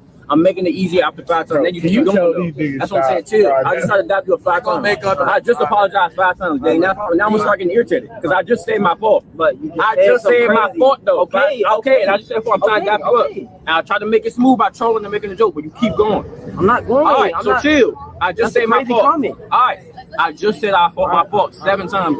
Don't try to perk off of the stream. I'm saying too. I'm not one of those streamers that get scared. What are you talking about? I'm saying I just applied this 8 times. Nigga, I was just quiet, and then you just said something crazy. So we good. All right, it's cool. Give me a hug. Come on, bro. Give me a hug. Bro, I swear, like this nigga. Come on, bro. Just chill. I shit my bad. It was a poorly take dose. I shit my fault. All right, round up, ready, step. I ain't gonna lie. I feel like T Banks, she was the one that was taking it. It didn't have to get, you know what I'm saying? It didn't have to, you know what I mean? That was an interesting conversation. Part of me feels like it's kind of good that T Banks had that conversation. Like, I feel like you see something that's kind of off, that's a little weird, you got to call folks out about it. You have 0 reasons to be, yeah. If you are north of 21, 22, can't even take him to a bar. Before y'all have this argument, check your parents' age gap. That's different than being 31 and, you know what I'm saying? Or, see, hold on now. Whatever, bro. They made the conversation bigger than what it should have been. And T Banks, he aggressive. I thought 18 was legal, bro. Why dude's trying to pull that card in front of the woman? T Banks lame for that. This topic is always done because the opposition will always try to make you look like a target, specifically fresh out of school girls. When in reality, once you hit 18, she going for the dude no matter how old he is. Like, she choosing just as much. Bro, 24, he's still young. They acting like he 30. It's not really that serious, and you can't bring it up. Like, you old enough to drink alcohol because in Europe you can. Yeah, I ain't gonna lie. It's wild, bro. T-Bank's real. These dudes be grown, freshly 18. Yeah, 18 is crazy, bro. 18 is insane, in my opinion. Like, a 19, if you under the age of 25, 19, I could, you know what I'm saying? I could see that happen. Like what Mel was saying. But 18, 18 is, If you over the age of, like I said, 21, 18 is crazy, bro. All right. Anyways. Whew, that was heavy. Max and Yay. Hey, bro, W Kanye in the chat, though. I appreciate you. Yeah. Get that right. I'm jumping. My bad. Yay only. Thank you, bro. That's crazy, bro. Yay in the building. What are we doing? What are we talking about? What's the inspiration for the stage design in terms of the earth? I feel like that's just cool as hell. Coming back, standing on top of the world after everything we've been through. To come back on top of the world. Fuck that. Hell yeah. And I appreciate you feel me having me and all this shit. Yeah, absolutely. I fuck with you heavy, bro. You a legend. I appreciate that. Of course, bro. Love. But I would love, like, off camera, all this shit. Just this man was playing Yachty. He playing that. Pardon me at the shit at the po. Pardon me at the shit at the po. Pardon me at the shit at the po. Lock some in just to learn, bro. I just want to learn, bro. Get better, I swear, bro. That's all I want to do. You know he makes music. He makes music too. Yeah, you got a song on 2K, right? Yeah, hell yeah, bro. Grammy nominated. Oh shit! Congratulations. Thank you, bro. Yeah, we're not gonna celebrate not winning though. No more. This is the last time we celebrate not winning. It's a nomination shit. We gotta stop the shake on that. We're not celebrating nomination. Next time it's a dub. It's a dub. Hey, bro, W Kanye in the chat, though. I appreciate you. Yeah. Get that right. They talking to that man like he a doctor or something. Like, you gotta speak to him like he a doctor. Max is officially coming on tour with us to stream. I think we should do this at the next 3 stops in Europe. We're gonna be in Europe to June 13th. Could you do 2 weeks in Europe? June 13th? Yeah. So look, I gotta go to Summer Smash though. That's the only. What day is that? 14th. 14th. 14th, you can go there in town. You live in Europe June 12th. Yay birthday June 8th. Well, you wanna come stream the birthday? It's the last time I'm gonna ask you, my nigga. You think about it. Think about it off camera. All right.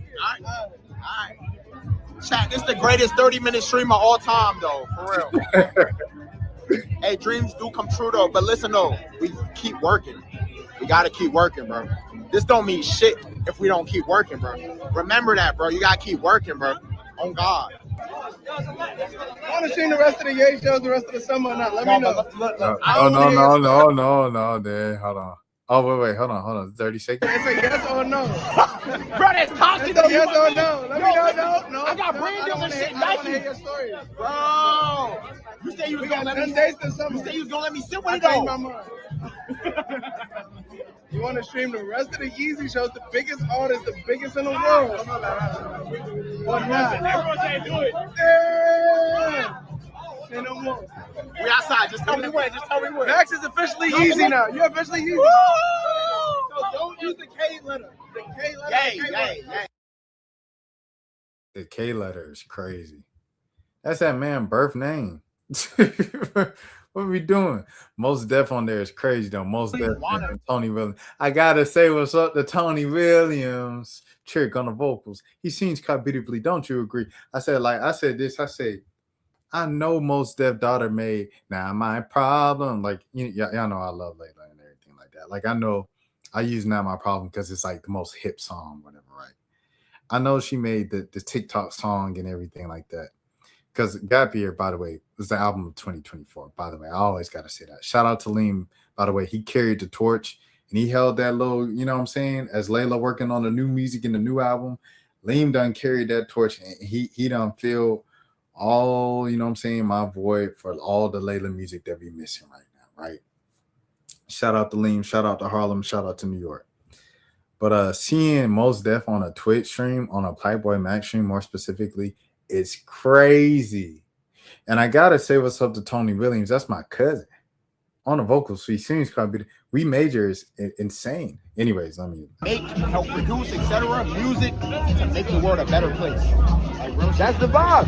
Who? Give me some people specifically I should study with. I listen. I've been listening to a lot of Marvin Gaye, but like, give me more people though. Well, who I've been listening to a lot lately is a band called Love. Love? Yeah, it's a band called Love from the 60s. One of the greatest frontmen, Arthur Lee. Yeah. He was from Memphis, Tennessee, and the name of the album is Forever Changing. So he got a ton of shit. Black Beauty is another crazy album from Love. Out there, he got Love by Arthur. Love, Forever Changing, anything by Arthur Lee. Yeah. Funky. It's got range. He got country type vibes in there. He got super funky rock and roll riffs, great orchestration, great arrangement. Sugi Otis is another one who's super fire. The band WEE out of Ohio, You Can Fly on My Airplane. That's where they got that. I know you're tired. That riff is from that album. Okay. So, but if you really want to know, it'll find. But like Charles Mingus, Let My Children Hear Music. How do you listen to that and find your own voice in that? That's it. Your own expression. Okay. You know what? Every song, story, and topic has been told 1,000 times. There's only so many stories. But what your job is, how do you tell that same story in a way that has never been told before? That's when your own voice takes a part. Do you have enough confidence in your whole creative expression, your own voice? Finding and listening to all those people, those influences that he mentioned, but then finding your own voice and how to express it. Do you feel comfortable in what doing you're that? listening to is people being authentic and being serious about what they do. Like John Coltrane said, take yourself seriously. There's a lot of fun to be had in taking yourself serious. W Most Def for sure. W Tony Williams, W Yasin Bey. I want to say this, bro. Like what Most Def said, because I was crazy. Like I said, I was listening to Thriller today, and just like a lot of Michael's catalog, and majority of his career is literally just talking about relationships, love, woman, pursuing women, dating, courting, falling in love, falling out of love, heartbreak, all of these things. And he's doing it clean, all clean lyrics, nothing, and I think it's like such an obvious thing of like, why will there'll never be another Mike Jackson, because you have to be that big and have clean lyrics. Like clean lyrics takes you from here to there. Like the reason why Lil Nas X Old Town Road went up as much as it did, a large part of that was it was clean lyrics. There was no cussing in the song, you know. And for Mike to make it, like I said, an entire career off singing about love and romance and all these things without being extremely over the top, vulgar or profane, like, because you know I listened to I'm like 8 tracks in on the Lotto album, right? And first of all, I was like, dang, people kind of tripping. Like these first 2 songs is crazy. Like she's spitting. Like the second song was a single, and I really like just how it ride, everything like that. But the next 2 songs, I'm like, okay, I'm not really rocking with these. And I see what a lot of people are saying, where she is just rapping like in depth about you know, kind of her business in the bedroom. But it's like, you know what I'm saying? It's a magic in just speaking about like the way you hold me. Dun, dun, dun, dun, dun. Like you're talking about like how warm a hug feels, how warm like the covers feel when the rain is hitting the, you know what I'm saying? If you can describe that, I think about Tyler Creator talking about, I just love rapping because I can, you know, instead of saying the grass on the with, I could talk about the blades that are stick out of the grass, and the dirt and the green leaves and the green candy that sprouts out of. He said he could say basic things in such a unique way, and that's the creativity of writing. That's the creativity of music. That is the entire point of music. And so for Most Def to say that, that was just kind of like a reinforcement of that. I think that's the real challenge in music. And I think a lot of people skip that because they just go to hearing music on a surface level of like what they like to hear, and they just go with that. And it's like your stuff might not be connecting as much because you're not bringing anything back to Caleb Gordon. You're not bringing anything original to the table. Your job, the challenge as an artist, is to say something that has been said before, but just in a whole nother way. How can you twist that and make it something completely new and creative and stuff like that? And I think that's the beauty of music and the challenge of music, songwriting, to be specific. Okay, let me see. We got a couple more Yeezy clips. Like with music right now, I feel like it's very divided. How do you think this shit could like come together more? You know what I'm saying? Like, Okay, my honest recommendation is that if you are artists in the world, do your homework about art. oh, shit. Yeah. Like that.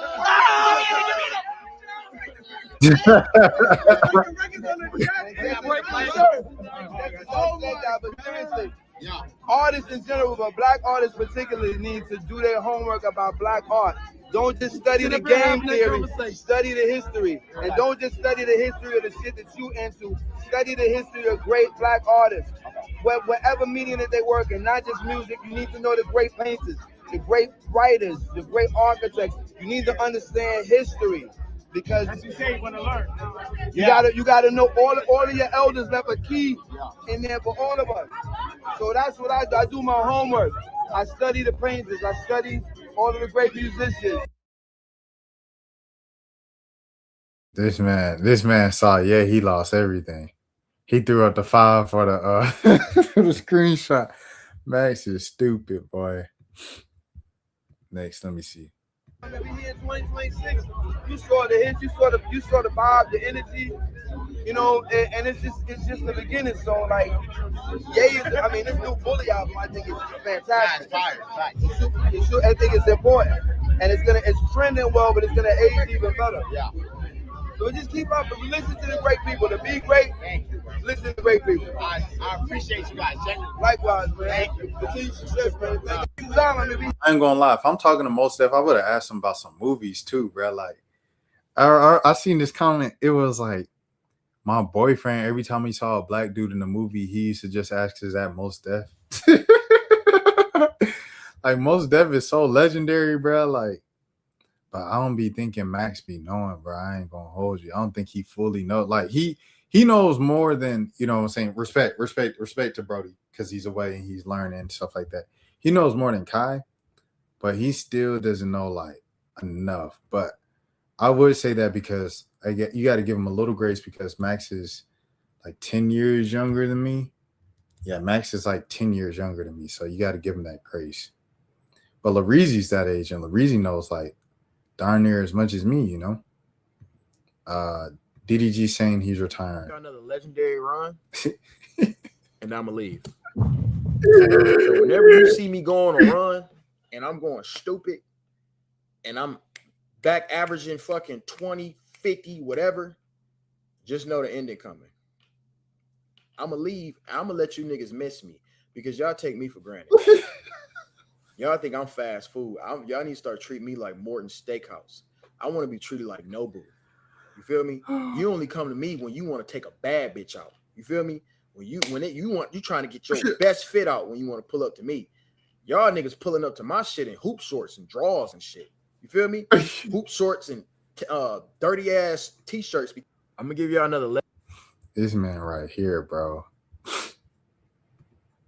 Bro, he is a manipulator, bro. Can I chill? Do y'all not know I'm a daddy? I'm a real life dad, active Shut dad. that shit up, gang. Who's that? I don't got. I swear to God on my life. How did you do that? Can I chill? Hey yo, I want to give you guys the background on why I call this man like a manipulator or whatever and stuff like that. So this is the whole background behind this rant. Twitter got rid of Twitter communities, or they were supposed to earlier this week, right? On the last day of Twitter communities, DDG said, dang, I'm going to miss Twitter communities. So I'm going to open up the community to whoever want to say whatever was on their mind. I don't care, good or bad. It's the last day. I can't ban anybody. What I'm going to do? Mods, don't ban anybody from the community today. So everybody just started venting about what they don't like about DDG's content and how it could be better. He takes the stream and just vents the entire time and just yells at his supporters about how much they don't appreciate him. And so that's where this rant is coming from. But he ran it the whole time. All right, let me see. DDG went off on his chat. T.O. then went off on him. What? Shut up, broke boy. Shut your broke ass up. I had more money than you when I was on sicko couch, nigga. Fuck is you talking about, nigga? Chalk on the dick, nigga. That's all y'all niggas do is hold dick as grown ass men. Y'all niggas grown as hell holding dick in this bitch. Holding another nigga dick. This last day in the community. No more holding dick, huh? No more holding dick, huh? Who else got something to say? No more holding dick today, huh? This is the last day, dick suckers, dick riders. Fuck is y'all niggas talking about? Boy, y'all niggas.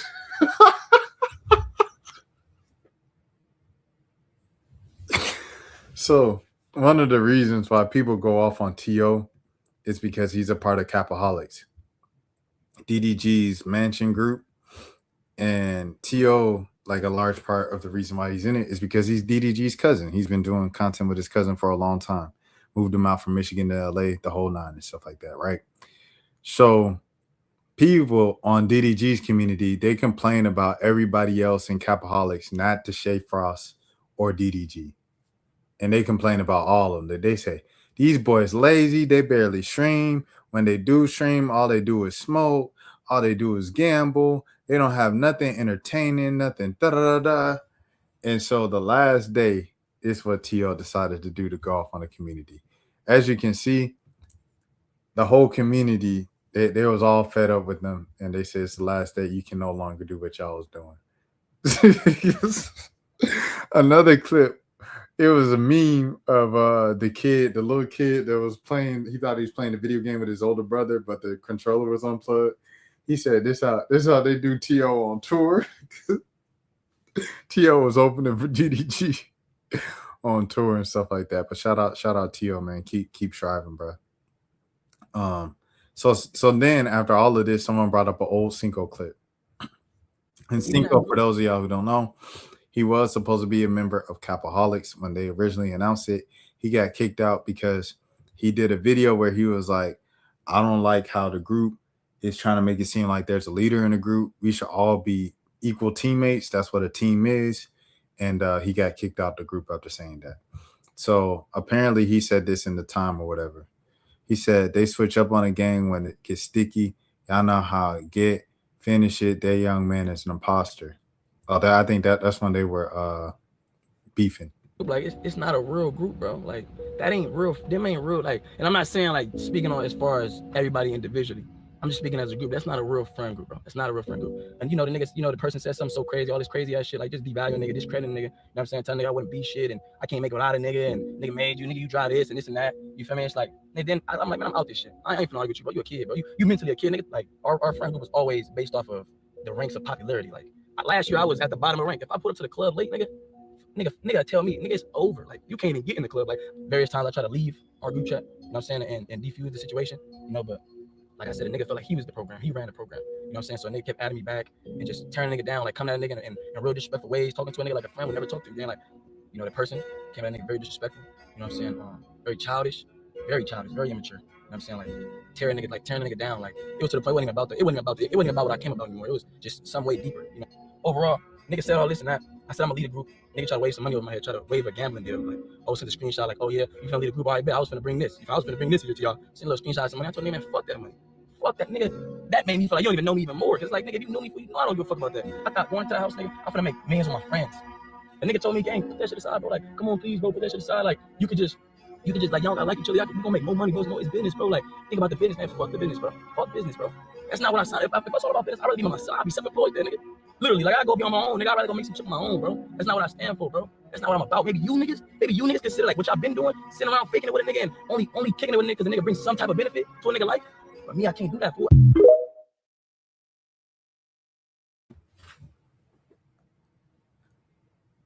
I can't say everything, but I can say this.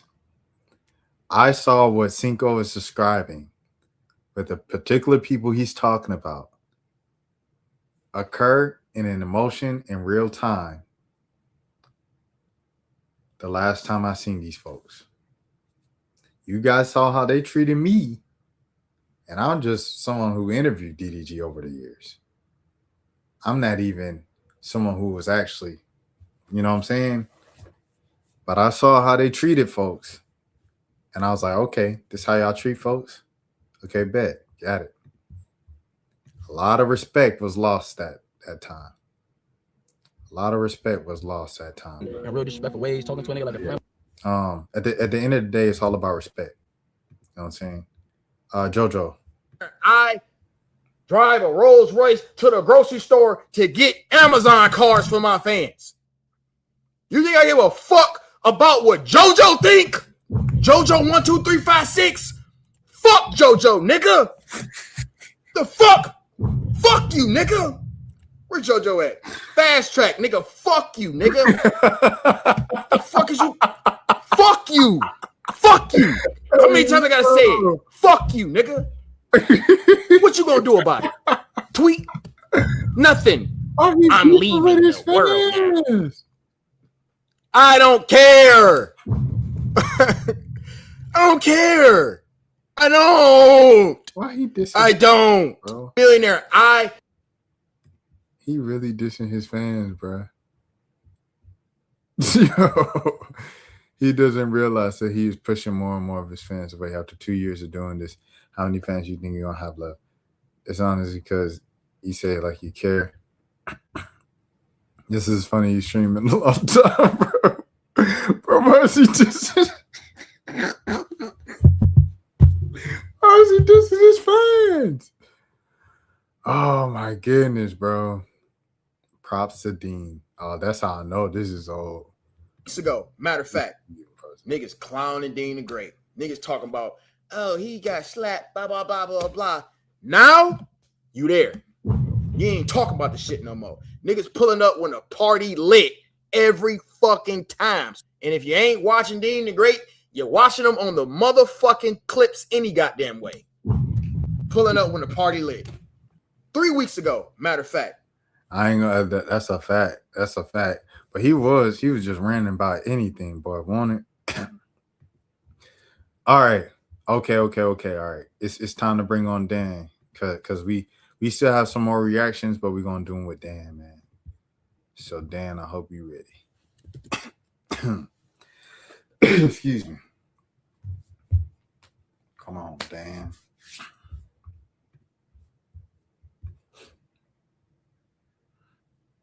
But this man dissing his own fans, bro. That's hilarious, dog. All right, here we go. Danny's in the building. Damn, what's down? What's up, man? How you doing? Man, I can't call it. You ready for these reactions? Oh my gosh, yes. I still can't believe that video that you showed earlier. I was the age. When you said we got to get on there and talk about it, I was like, oh no. I was like, bro, I agree with you though. What you said. 24 and 19. I agree with you on that. Yeah, I'm like, in 19, if you're under 25, I feel like okay, that kind of makes sense. 18. Anything 21 and over, you can't. 18 is crazy because 18 you could still be in high school. Forget graduation, you could still be in high school at 18. Yep, I agree. So that's crazy stuff. All right, here we go. Let's get into this. Now this went super viral. This was one of the viral moments earlier in the week. Oh, what did Ray do this time?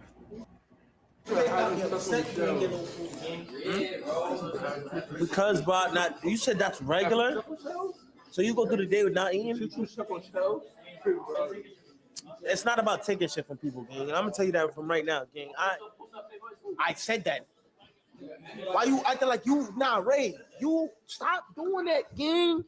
You are blessed. We are blessed, gang. I'm not dead ass, bro. That's not cool. We are blessed. We gotta act like it. Nah, bro, what I'm saying though, bro. Like, come on, bro. Bro. Nah. Oh, just aside, bro. Oh, like, nah. You right, Punga. I facts. But I'm still paying for my own food though. I love Ray. Nah, I got eat at the crib. Bro, just order something, gang. Nah, I got eat at the crib. Bro, you a real nigga though, bro. Appreciate it. They said, "Food, what you want the caption to be?" See, that's not. No, that's not. No, that's real shit though. Why they play with you, Booga? Niggas said, "What do you want the caption to be?" Nah, what? They said, "What do you want the caption to be?" For the clip. Y'all think everything is a joke, though, bro. Like, nah, dead ass though, gang. I move off from principles and morals, gang. Alright, so can you pay for my food? Nah, fuck you. Wow, now you're going to pay. You got money, nigga. I thought it's blessed. Don't matter, you blessed, but you got money. So bless me. You making what niggas make never in their lifetime. I will say this. Because I saw the caption, I saw all the talk, and everybody was on Punga's side. Shout out Punga, friend of the channel, by the way. I will say this. If this is Ray's cameraman, I remember a time where Ray or somebody said how much his cameraman is making.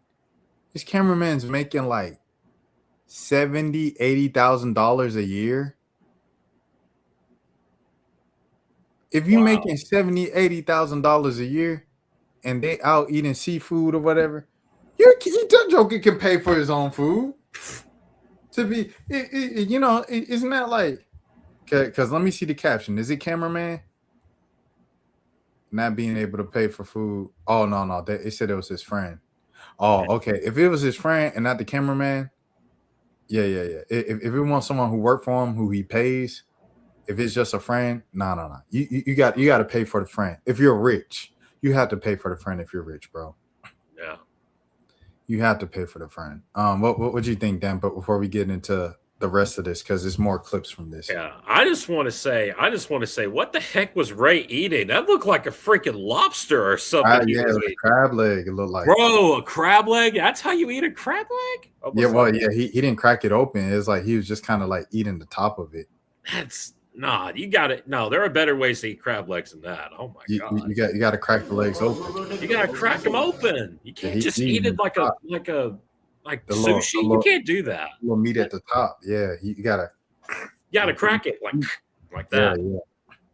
Yeah, but it's funny because I remember Ray. He was like, yeah, Atlanta born, and it's like, where you go? And it's like, pretty much I just eat Chick-fil-A and American Deli every day.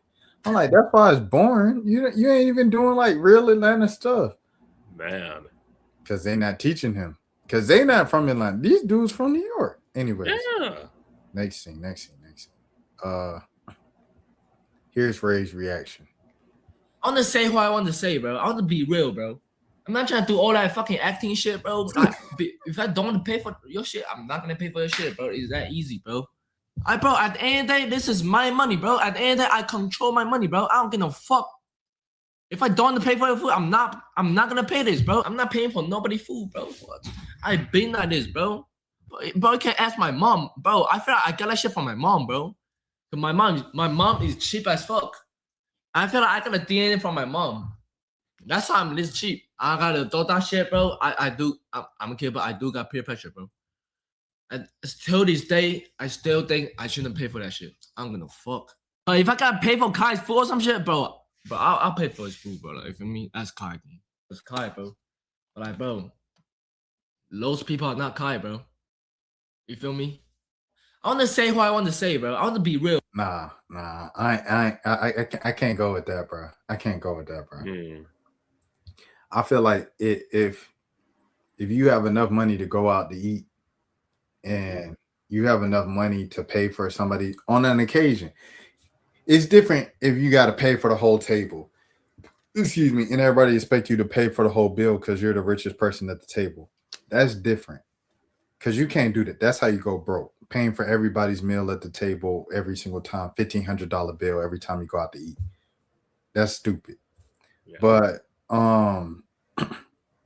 paying for one other person's meal, and they sitting there, they the only person at the table with nothing to eat. No, pay the little $30, $20, $30 for it. Yeah. Especially if you're making $100,000 a month. Mm-hmm. Like, what is $20 to you, bro? If you're making $100,000 a month. What the heck, Ray? Send me some. Send me some, Ray. I need that. Send me some. I mean, he already told you. He cheap. He ain't going to send you nothing, Dan. He said, I stand on that. So then Ray said this. He said, there was one time I paid for everybody's food, and somebody just clipped with his voice, this is just a hate farm. Oh, wow. No, I ain't no like this hate farm. You said what you said, and then you got criticized for it, and you stood on it. You said, oh, yeah, I ain't paying for his food. That's what you said. All right, Neon. Fuck him. Man, fuck you. You fucking pussy. Now I'm seeing clips of you, and people are seeing the real you. You fucking piece of shit. You can't even pay for your friend's fucking fan when you stick him in a room. You asshole. After everything was given to you, handed to you on a silver platter. You piece of shit. You couldn't pay for your friend's fan, a few $100. You want to be stingy when you're making money? You're a piece of shit. You're a dick. Go fuck yourself, kid. No one likes you. Fuck him. Hey, he's getting real. Oh, he's getting the beef continues, bro. Oh man, Neon and Ray got beef. Oh my god, beef continues, bro. Oh man. At some point, they're gonna do that little fight that they were gonna be doing. That little yeah. They need to throw down. Yeah. That's the fight that people want to see. Ray and Neon. That's the fight they want to see. I want to see it too. If we got to go live to see that fight, we'll do it. Come on, for sure. All right, this is the last thing, Dan, or the last reaction. Ooh. And guess who it is? Oh. Fabio. I figured. Now, the last time I reacted to Fabio, it got copyrighted. I guess Fabio copyrights his segments now on TikTok Live. Mm-hmm. But if it gets copyrighted, I just won't post it. But here we go, Fabio, talking about Jafar. Jafar sung with the tracks and did amazing. No, he did not sing. He did not sing at all. He had a couple of moments, and people think that he was singing. Are you kidding me?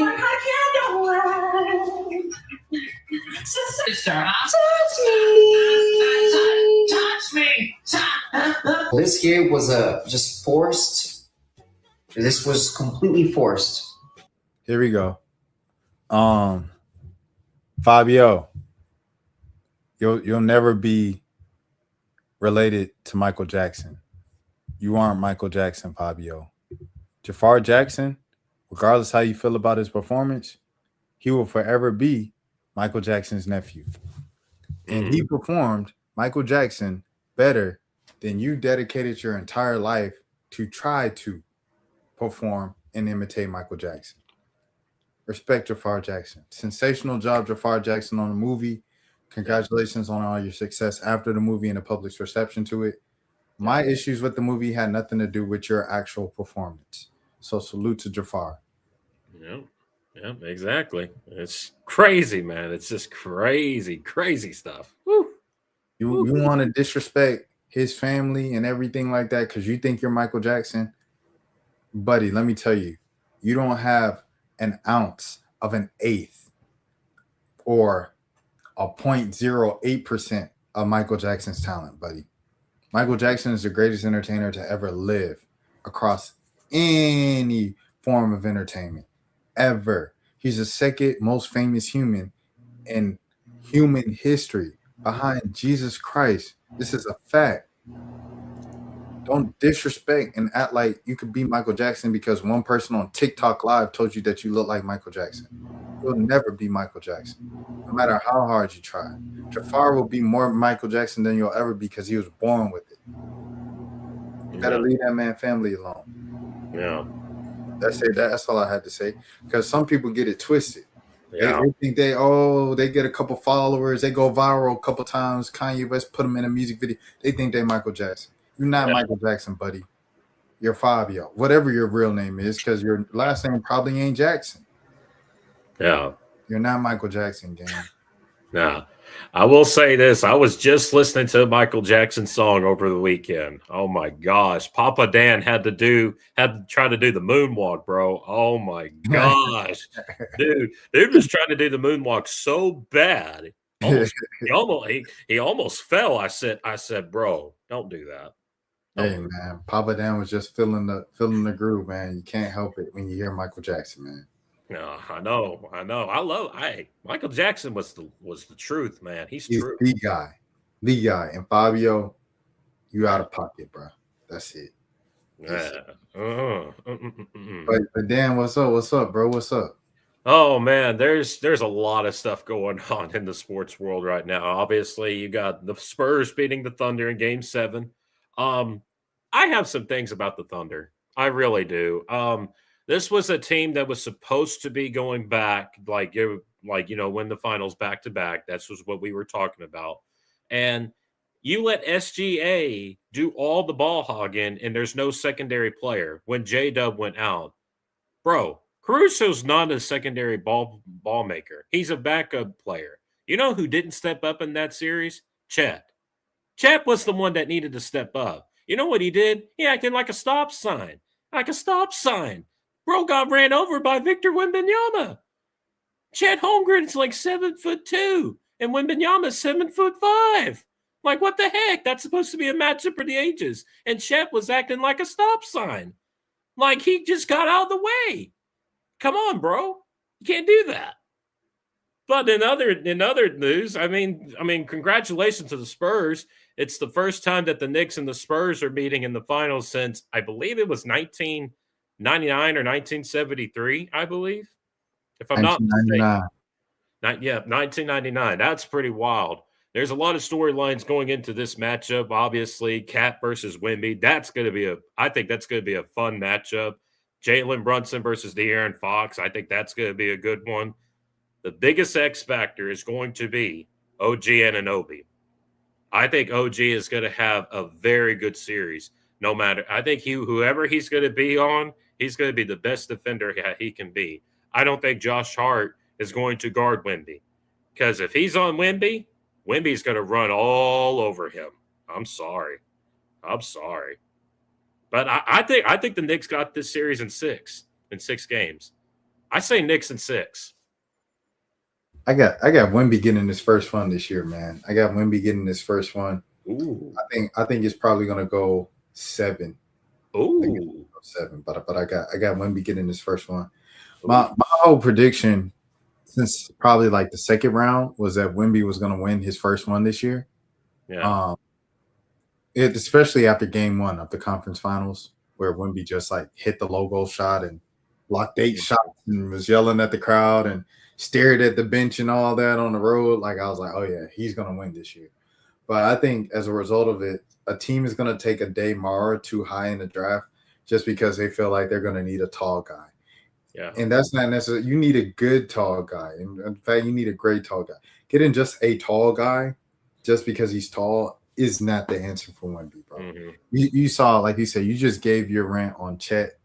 Like, if the guy doesn't show any type of like signs of like having that dog and not being scared of anybody, and is shown relentless rim protection, but also athleticism and just generational talent at that size, then you draft him. If he's just a tall guy who can pass the ball sometimes, I don't know if that's necessarily it. That's how I felt about a Damar, bro. What else do I want to say? But yeah, I have the Spurs winning this one. I could see it going 7. I could definitely see it, but I just think when you look at the Knicks' energy throughout these playoffs, it seems like they're playing with a purpose. It's almost like they're going into these playoffs and saying, we know what's ahead of us. We know what we're capable of. We just got to go out there and do it. I feel like Mike Brown is doing the right thing. I feel like he's leading this team in the right direction. I think Jalen Brunson wants to win one so bad because knowing that he almost came to winning one with us and with the Mavericks and everything. I think Cat wants to win one because, he's been in Minnesota for all those years. He didn't win one there. So obviously the New York Knicks are going to be a very high entertained powered team, but the question is going to be defense. And I feel like their defense has been okay for the most part, but I don't think they're elite. Their offense is good, but their defense is not elite. So I do think that with the Spurs being a young team, I think it's going to be a challenge for the Spurs, but I do think that there's going to be some games where the San Antonio is going to win a couple of them. If Wemby is going to be on Cat is going to have kind of a little bit of an advantage, but both big men can shoot from beyond the arc. But at the same time, Wemby is 7'5". Cat's only like what, 6'10", 6'11", something like that. But his arm length. Yeah. So his arm length right here, he's got to be able to reach up and block Wemby's shot. And I don't know if he's going to be able to do that. So I do think that it's going to come down to defense for both of these teams, I think. I'm looking at Stephon Castle because there was a couple times where Dylan Harper in that Game 7 had to hold him back and just keep his in check. Stephon Castle's a hothead, and the Knicks play a physical brand of basketball. They always have. Yeah.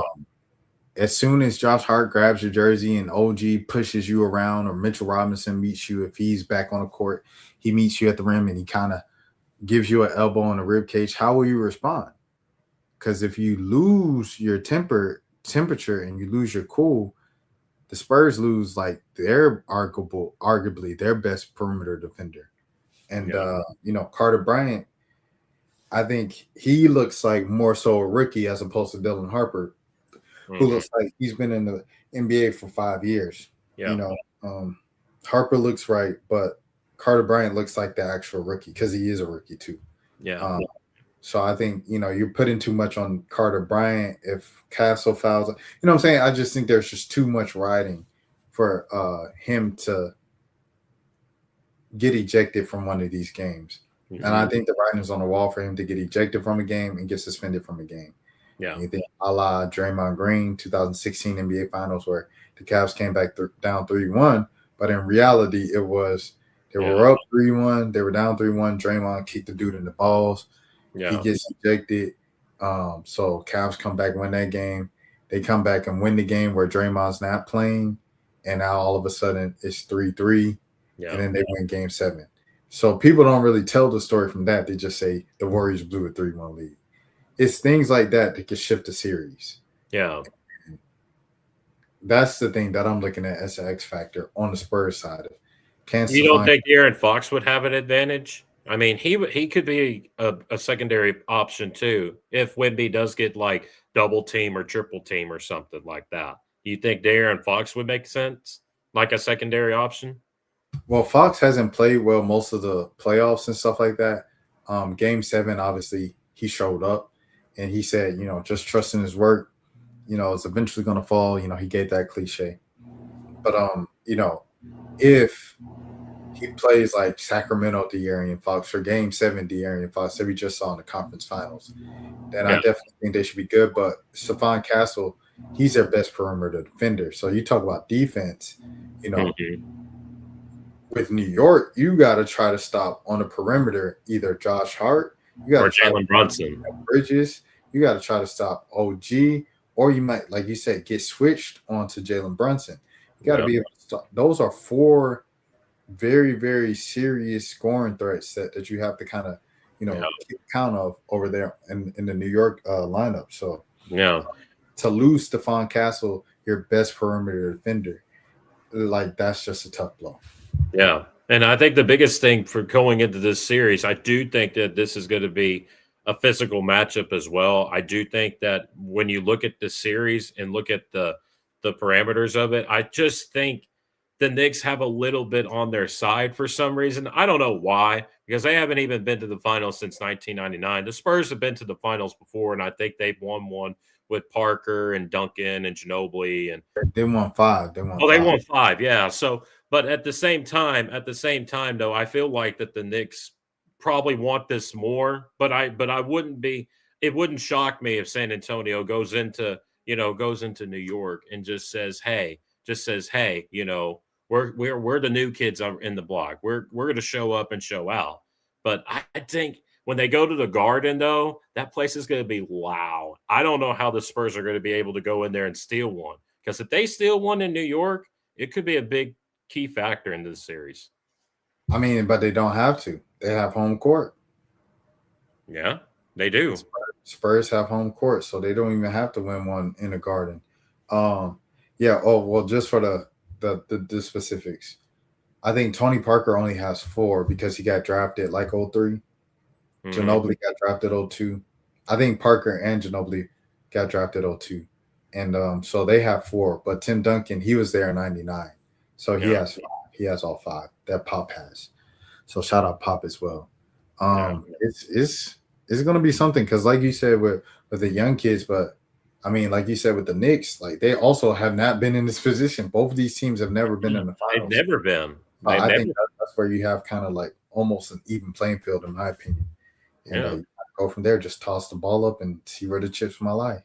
Yeah. Well, let's just see if Cat can play defense. That's the biggest thing because I feel like when you look at Cat and his career, I mean, he's not been a really good defensive player in his career, which he was supposed to be coming out of I think it was Kentucky or Duke for Cat. I think it was Kentucky, yeah. So coming out of Kentucky, he was supposed to be a defensive guy, but ever since his career, he just hasn't been that defensive player.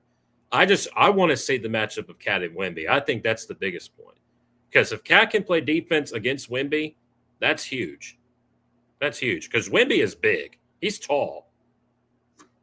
No, 100%. And the Knicks, they won in the regular season against the Spurs. They split the regular season series, and then they won the NBA Cup championship. But you remember that Wemby, like his grandma died that day. So he was crying. Oh, yeah, I remember that. So, you kind of take that with a grain of salt. But I do think it accounts for something that the Knicks beat them multiple times this year. Yeah. So, it should be a good series. I'm looking forward to it. I'm excited. I'm glad that it's fresh blood, 2 new teams, back-to-back years in the NBA where we've had 2 new teams. And I'm looking forward to also just seeing OKC versus the Spurs for the next several years in the Western Conference playoffs and the finals. Yeah. You look at a team like the Nuggets and you look at the Timberwolves. Will they ever be able to break through that cycle and kind of sneak a championship in, or for Denver in the meantime? We don't know. We'll just have to see. But I think for the most part, OKC and San Antonio has it down locked. Yeah, I agree. But as far as other news around in the sports league, you got NFL OTA starting this week, obviously, there's some news around the Cowboys as well. Obviously, we get to see Caleb Downs on the field at the Star, so we get to see how he performs and where he's going to be positioned at.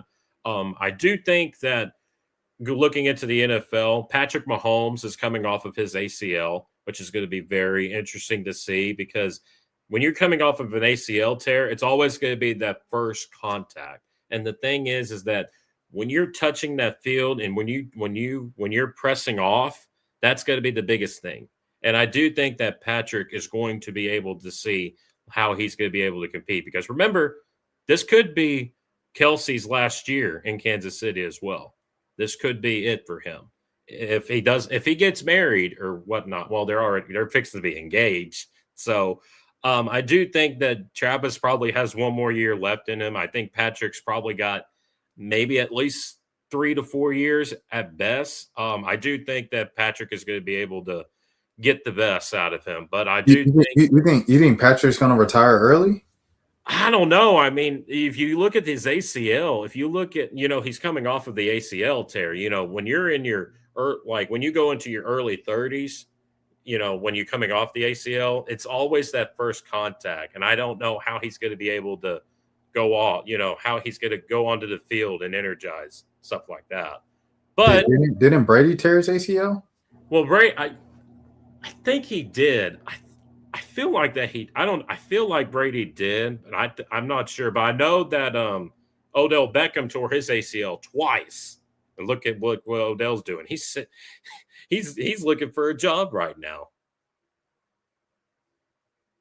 He's looking for a job right now. Yeah, Brady did tear his ACL in 2008. Yes. I remember when he missed the entire season.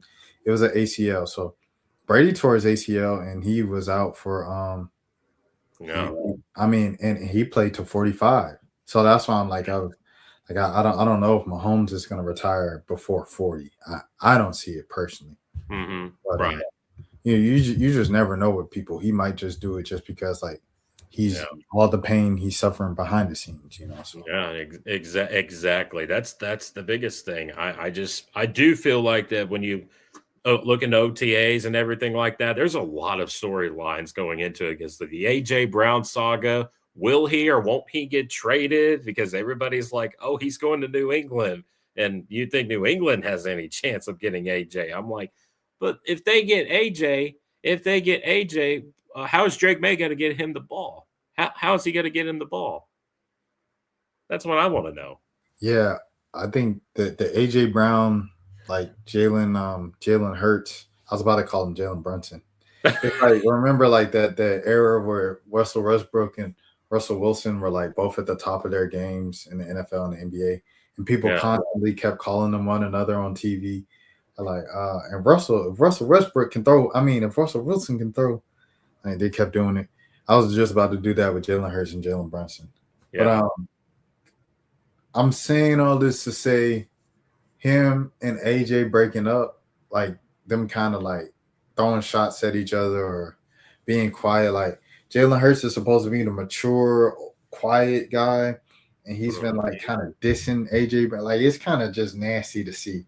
I'm just ready for that chapter to end, man, and for him to go to wherever he's going to go to and start that new chapter. Yeah. I think getting Mekhi Lemon probably means that AJ's gone anyway. It just feels like it's no. Yeah. He's for sure gone just because of beyond even just that Mekhi Lemon pick in the first round. Beyond that, just the fact that your quarterback doesn't like him anymore. Yep. And who are you going to go with? The quarterback or the wide receiver? Unless you're Antonio Brown in his prime, Julio Jones in his prime, Terrell Owens in some cases, and the quarterback's Jeff Garcia. Folks is not about to pick the wide receiver over the quarterback. They don't pick the quarterback every single time. Exactly. Philadelphia loves Jalen Hurts. He's clean cut, known as a community family man. Everybody loves him. Yeah. That nobody is gonna leave Jalen Hurts or move Jalen Hurts in favor of AJ Brown. Joker, you not even a Philadelphia. You got traded from Tennessee. You an outsider. Yep. You not one of us for real. So he's out of here. Yeah, and Devontae Smith is going to have to step up too. I mean, we all know that Devontae is a good player as well. You have him, you got Mekhi Lemon, you got Hollywood Brown, you got some other dudes that can play the position. Dallas Goedert, he can play He can play wide receiver if you need to, but he's tight end, wide receiver, stuff like that. But I do think that the Eagles are in an interesting position, let's just say, because, you know, they're saying Cooper DeJean is going to be playing safety this year. You know, that's a big thing. Yeah, no, that should be interesting to see on the defensive side of the ball. White boy, of course, Cooper DeJean. One of your people from your pod was like outed as a Browns fan, they said. Oh, yes. You saw that too. I was like, dude, he was calling so much trash about the Cowboys. And then my boy, you know, my boy Lloyd, he was saying to him, he said, bruh, you a Browns fan? I'm like, dude, that's stupid. That's crazy stuff, bro. That's crazy.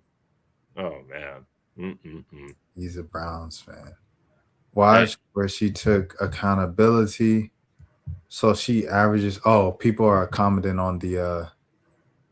They're commenting on the Caitlin Clark. Oh yeah, I saw that video. That was pretty insane. Yeah, it's. Oh, those folks. It was just something. It was something that everybody else was saying, but I just did it because it was on my mind, and I wanted to start doing a little more like off-stream videos and stuff. But yeah, here's one where Kid Cowboy reveals he's a No, I thought he was always a Cowboys fan, but he was talking about Dak today. I was kind of like, oh, No, baby, he is a Cleveland Browns fan. This is facts. He is a Cleveland Browns. Yeah, he's baby. told us. Yeah. Cleveland Browns. Look. Cleveland fucking Browns. He got the nerve. He got exposed. He got Yeah, he exposed. did. How they expose that man like that?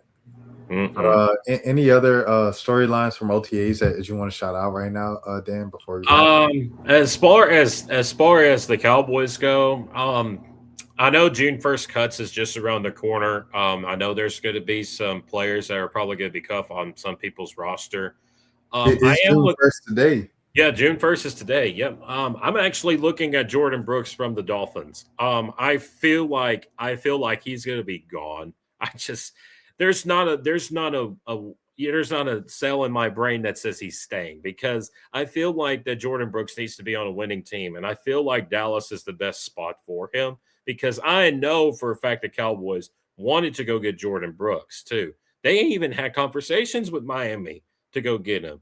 But I think Miami wanted like a third round pick or higher for him. And I'm like, what? He's not worth a third round pick. What are you talking about?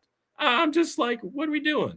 I'd rather give him up, like, if I had to guess, I'd probably give him up like maybe a second for this year and then maybe a future fourth for next year. I mean, for 28, that's not the end of the world, because we don't do well with second round picks anyway. So I think Jordan Brooks should be a Cowboy, but as far as that goes, nothing really too important. Just that a lot of teams just trying to get ready stuff for the preseason, because preseason is going to be all about the backup players and who wins a spot on the roster. But I'm just excited that football season is coming back soon. So yeah, Dan, did you see the last Birds and Buckets episode where Malik said that you look like Auntie Salah? Oh, really? I don't know if I did or not. Yeah, so that's what Malik said the last episode. He said you look like the Atlanta Hawks general manager. Oh, man. Shout out to my boy Malik, man. That's crazy, dude. That's crazy. Oh, man. Oh, man. Man, shout out to him, man. I don't know what else to say. I really don't. I was like, man, that's a good look for man. Yeah. Come on now. That's pretty good. Come on now. That's Shout out pretty to good. Auntie. That's pretty good. All right, Dan, let's get out of here, man. Let's wrap it up. I'm tired, bro. It's been a 2.5 hour stream. Oh man, I'm ready if you are, because I'm saving the song of the night for the next one. All right, cool. Next one then. You said that last time. I said that last time, but I had a very, very good one. But we were just talking about the NBA Finals. I'm like, dang. Okay. All right. Next time then. Let's do that. All right, let's do it. Let's wrap it up, man. My name is Rashad Milligan. This is Dan the Man. This is Rashad and Dan Show. As always, man, this is the Road 10K subs. If you're new to the channel, please subscribe and follow along because we are live on this channel each and every single day. Or no, not live, but live or posting original content. I have to say that because I haven't been going live every day. But we've been posting original content each and every single day on this channel for the past 453 days. And as always, everybody watching, have a good morning, have a good afternoon, have a good evening, have a good night. If nobody else told you today, I care for you. And with that being said, I'm Rashad. This is Dan. We will see you next. Rashad, why you didn't hit me up? What's up, Rashad? Hey, Rashad. What's up, Rashad? Thank you, Rashad. Brother, I love you, brother. What's up, Rashad? What it do, boy? Hey, Rashad.